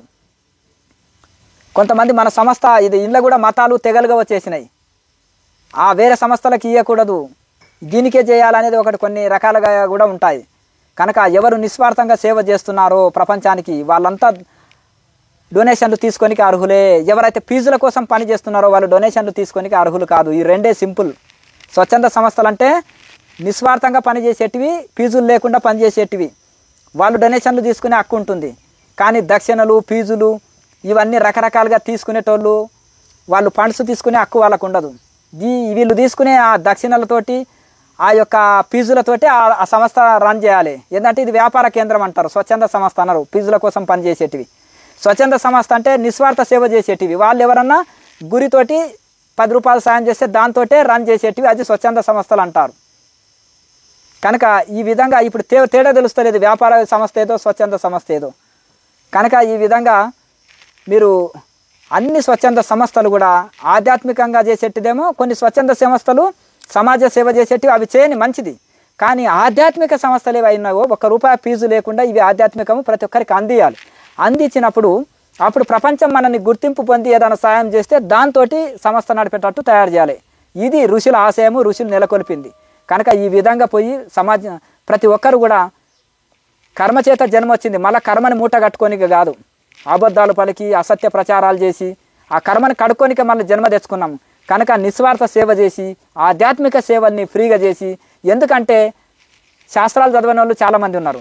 ఇన్ని శాస్త్రాలు చదివి ధ్యానం చేసినాము, మేము ఎన్లైట్మెంట్ పొందినాము, మేము గొప్ప వాళ్ళము, వీరులము, శూరులము, బ్రహ్మర్షులము, మహర్షులము, దేవతలము, ఋషులము అని పేర్లు పెట్టుకొని చేస్తున్నది ఏంటిది? అజ్ఞానులలాగా నాలుక రుచి కోసమే కొట్లాడాలనా, కంటి రుచి కోసమే కొట్లాడాలనా, చెవుల రుచి కోసమే కొట్లాడాలనా, ఇంద్రియ భోగాల కోసమే ప్రాకులాడాలనా, డబ్బుల కోసమే పనిచేయాలనా, ప్రపంచంలో మోసం చేసి మనం ఆ తెలివినంతా మోసం చేసి బ్రతకట కోసము కోట్ల రూపాయలు మోసం చేసి సంపాదించి 1000 కోట్లని సంపాదించి లగ్జరీ జీవితం కోసమేనా? మన పిల్లలకు ప్రజాధనాన్ని దోచిపెట్టి మన పిల్లల్ని మన పిల్లలకు దోచిపెట్టడానికేనా? హైదరాబాద్ చుట్టూ సన్లో కనీసం 100 సంస్థలకైనా కొన్ని 100 ఎకరాల ల్యాండ్స్ ఉన్నాయి. ప్రతి సంస్థకు ఉన్నాయి 100 ఎకరాలవి. ప్రతి సంస్థ ఎక్కడో హరిద్వార్, ఋషికేశ్లో ఆయన గురువుది ఉంటుంది ఆశ్రమం, ఇక్కడ ఆయనకు ల్యాండ్స్ ఉంటాయి. ఎవరి పేరు మీద ఉంటాయి? ఇక్కడ ఉండే దొంగ శిష్యులు వాళ్ళ గురువు పేరు చెప్పి తన పేరు మీద వసూలు చేసుకొని ఉంటారు. ప్రతి ఒక్కరికి ఉన్నాయి, మీరు చెప్తే నమ్మరు. 100 ఎకరాలు 150 ఎకరాలు ఆశ్రమాలు కడతామని ఒక సంస్థ అని నేను పేరు పెట్టాను. ఈ భారతదేశంలో ఎన్ని సంస్థలు ఉన్నావో ప్రతి సంస్థ పేరు మీద ఒక్కొక్కరికి 100 ఎకరాలు ల్యాండ్స్ ఉన్నాయి. ప్రచారం కోసమని ఆ గురువు సన్యాసి అయిన ఆ గురువు పేరు చెప్పుకొని ఈ గృహస్థులు ఏం చేశారు, రిటైర్మెంట్ ఉద్యోగులు లేకపోతే ఎంప్లాయీస్ వీళ్ళు తిరిగి ఒక సంఘంగా ఏర్పాటు చేసుకొని తిరిగి అగ్వ కాలంలో కొట్టేశారు భూములు. అప్పుడు చాలా అగ్వ కాలంలో ఉన్నాయి. ప్రతి సంస్థకి ఒక్కొక్కడికి 150-100 ఎకరాలు ల్యాండ్స్ చాలా ఉన్నాయి. వీళ్ళు ఏం చేయాలంటే ప్రభుత్వం ఎప్పుడు నువ్వు స్థలాన్ని తీసుకున్నాం? దయచేసి నేను మన తెలుగు రాష్ట్రాలలో సీఎంలకు విజ్ఞప్తి చేస్తున్నాను, అలాగే రెవెన్యూ అధికారులకు నేను రిక్వెస్ట్ చేస్తున్నాను. ఏ సంస్థ అయితే ఒక 50 ఏళ్ళ కింద స్థలాన్ని డొనేషన్గా తీసుకున్నారో ప్రజల చేత, వాళ్ళు ఏ నిర్మాణాలు చేయకుండా ప్రజలకు ఉపయోగపడని ల్యాండ్స్ ఏమున్నావో గవర్నమెంట్ స్వాధీనం చేసుకోండి. నేను నమస్కరించి చెప్తున్నాను. గవర్నమెంట్ ఆధీనం చేసుకొని ఏం చేస్తున్నారంటే, గవర్నమెంట్కి ఏమైనా అప్పులు ఉంటే తీర్చేయండి. గవర్నమెంట్ చాలా అప్పుల్లో లాసులో ఉండి గవర్నమెంట్ జీతాలు ఇవ్వలేకపోతుంది, దానికి లాగేసుకోండి. లేదా ప్రభుత్వానికి కార్యాలయాలు కట్టేయండి. ఒక స్కూళ్ళు, కాలేజీలు, హాస్టళ్ళు, బీద పిల్లలకి, బీద వాళ్ళకి హాస్టల్స్ కట్టేయండి. గురుకులాలు నడిపేయండి. Government hospitals కట్టేయండి. ప్రభుత్వ కార్యాలయాలు కట్టేయండి. అందులో గవర్నమెంట్ హ్యాండ్ ఓవర్ చేసుకొని ఎంత చక్కటి ఉపాయం. ఏమన్నా వాళ్ళు కోర్టుకు గిట్టుకుపోతే 100 సంవత్సరాలు నీ ఆరే చీటర్ అని చెప్పండి. నువ్వు 100 సంవత్సరాల కింద, 50 ఏళ్ళ కింద, 30 ఏళ్ళ కింద ప్రజాధనాన్ని కొట్టేసి నువ్వేం చేసినావు? ట్రస్ట్ పేరు మీద పెట్టుకున్నావు. మరి నీవు సేవ చేసే గుణం ఉంటే ఇన్ని రోజుల నుంచి ఏం చేసినావు? ఏదో ఒక నిర్మాణం చేయాలి కదా, ఏదో ఒకటి ప్రజానికి ఉపయోగపడాలి కదా. ఆ ల్యాండ్ నీ పేరు మీద ఎందుకు పెట్టుకున్నావు? కనుక ఇది ప్రభుత్వ కార్యాలయాలు కట్టేయండి, కాలేజీలు కట్టండి, స్కూళ్ళు కట్టండి, గురుకులాలు కట్టేయండి, ప్రభుత్వం హ్యాండ్ ఓవర్ చేసుకొని కట్టేయండి. అది ప్రజలకు అందరికీ ఉపయోగపడుతుంది. ఇప్పుడు ఆ దాత ఎందుకోసం ఇచ్చిండు? ప్రజలకు ఉపయోగపడాలనే ఇచ్చిండు. ప్రజలకు ఉపయోగపట్టు ఈ చీటర్స్ ఏం చేశారు? ప్రతి సంస్థ ఉంది, ఒక సంస్థ పేరు అని చెప్పరు, అన్ని సంస్థలకు ఉన్నాయి ల్యాండ్స్, పాత సంస్థలకు. ఇక వీడేం కట్టకుండా సొంతంగా పిల్లల పేరు మీద చేసుకోవాలని చూస్తున్నాడు కదా. అప్పుడు ప్రభుత్వం హ్యాండ్ ఓవర్ చేసుకొని స్కూళ్ళు, కాలేజీ, హాస్పిటల్స్ ఇవన్నీ కట్టేయండి, ప్రభుత్వ కార్యాలయాలు కట్టేయండి, ప్రజలకు ఉపయోగపడేటట్టు చేసేయండి. ఇంకా మీకు భూములు ఎక్కువ ఉంటే ఆ వేలంపాట వేసి అమ్మేసి ఆ ధనాన్ని తీసుకొచ్చి ప్రభుత్వం వినియోగించుకోండి, ప్రజా సంక్షేమ పథకాలకు వినియోగించండి, చాలా మేలు చేసిన వాళ్ళు అవుతారు. మరి ఆధ్యాత్మికం పేరు మీద వీళ్ళు చేస్తున్నది ఏంటి? చీటింగే కదా, అది ప్రజాధనమే కదా. ప్రజలు ఎందుకు ఇచ్చారు? సమాజానికి ఉపయోగపడాలి, మంచి కార్యాలు చేయాలనే కదా ఇచ్చింది. కనుక మీరు రెవెన్యూలో తీయండి లిస్టు. నేను చెప్పేది అసత్యం అయితే తేలుతుంది మీకే. కనుక ఇప్పుడు అట్లా ఈ విధంగా ఒకటి ఏంటంటే, ఆ విధంగా సామాన్య గృహస్థుల పేర్ల మీద ఉన్నాయండి, సొసైటీల పేరు మీద ఇవి అవి అని దానం పుచ్చుకున్నాయి. ఇవన్నీ అవి పెద్ద పెద్ద సమస్త గురువుల శిష్యులు అయి ఉంటారు వీళ్ళు. ఈ చీటర్స్ ఏం చేస్తారంటే, వాళ్ళ గురువులేమో గొప్ప గొప్ప త్యాగజీవులే. వీళ్ళు ఏం చేస్తారంటే ఆ గురువుల పేర్లు, సంస్థ పేరు, ఆ యోగాల పేర్లు, ధ్యానముల పేర్లు, ఆ గుళ్ళ పేర్లు, ఆ మఠాల పేర్లు పెట్టి వీళ్ళు రాయించేసుకున్నారు. ఏదో అంత పెద్ద గురువు శిష్యుడు కదా, గొప్పవాడే కదా, ఏదో మంచి పని చేస్తారని ప్రజలు ఆ అగ్వకాలంలో అడగోలే ఇచ్చుకుంటూ పోయారు. ఇప్పుడు ల్యాండ్స్ విలువ కోట్లలో పెరిగినాయి. హైదరాబాద్ సరౌండర్లో ఎక్కడ చూసినా మస్తు ల్యాండ్స్ ఉన్నాయి. ప్రతి సొసైటీకి ఉన్నాయి, ప్రతి ఆశ్రమానికి ఉన్నాయి, ప్రతి యోగా సెంటర్స్కు, ధ్యాన సెంటర్స్కు ప్రతి ఉన్నాయి. వాళ్ళ హరిద్వార్, ఋషికేశు, ఉత్తరప్రదేశ్, కాశీ, ఇక్కడ తెలుగు రాష్ట్రాల్లో ఆ ఉండే గురువుల ప్రతి ఒక్క గురువుకి శిష్యులు ఉంటారు కదా వీళ్ళు. వాళ్ళు ఆ విధంగా ఉన్నాయి. కనుక ఈ విధంగా ప్రభుత్వం హ్యాండ్ ఓవర్ చేసుకొని మంచి కార్యాలకు వినియోగిస్తే మంచిది. కనుక ఇంకొకసారి మళ్ళా ఇటువంటి తప్పుడు పని చేయరు, వాడికి బుద్ధి వచ్చినట్టు అవుతుంది. కనుక ఇవి విశాలంగా ఎవరినో ఉద్దేశించి కాదు, విశాల భావనతోటి దేశం బాగుపడాలి, ప్రతి ఒక్కరికి, సామాన్య ప్రజల నుంచి ప్రతి ఒక్కరికి కూడా అందరికీ సమన్యాయం జరిగి మరి అందరికీ మేలు జరగాలి. ఋషులు ఏం బోధించారు, ఋషులు ఏం చెప్పారు, ఇప్పుడు ఉండేటోళ్ళు ఏం చెప్తున్నారు మరి అనేది దాని గురించి విశ్లేషణ చేయడమే తప్ప ఇవి స్వార్థంతో పలికే మాటలు కాదు, నిస్వార్థంగా పలికే మాటలు, అజ్ఞానులు చేసేది కాకుండా అందరినీ వివేకవంతులుగా చేసే మాటలు మాత్రమే. లోకా సమస్త ఇవి ఎందుకంటే స్వార్థపరులకు కొంచెం ముళ్ళుగుచ్చినట్టు ఉండొచ్చు, కానీ నిస్వార్థపరులకి, సత్యాత్మలకు, ధర్మాత్మలకు ఇవి అమృతం లాకుంటాయి ఈ మాటలు. లోకా సమస్త సుఖినో భవంతు. ఓం. ఈ ప్రపంచంలో ఋషి ధర్మము వర్ధిల్లుగాక, ఉపనిషత్తు ధర్మము వర్ధిల్లుగాక, ఋషుల పవిత్రమైన ఆచరణ, ఋషుల తపస్సు, ఋషుల మాట నెరవేరుగాక, ఋషుల సంకల్పమే నెరవేరుగాక, అజ్ఞానులు అనగదొక్కబడుగాక, జ్ఞానులు ప్రపంచానికి మేలు చేయుదురుగాక. ఈ యొక్క ఋషుల ఆచరణ, ఋషుల బోధన, ఋషుల సాధన, ఋషుల పవిత్రమైన జీవన విధానం అంతా కూడా సమాజానికి అంత అందునుగాక, సమాజంలో గొప్పగా వ్యాప్తి నొందునుగాక. ఋషుల పవిత్రమైన జీవనము, ఋషుల పవిత్రమైన శిక్షణ, ఋషుల పవిత్రమైన ఆచరణ, ఋషుల పవిత్రమైన బోధనలు ప్రపంచమంతా అంది ప్రపంచమంతా బాగుపడునుగాక. లోకా సమస్త సుఖినో భవంతు. ఓం.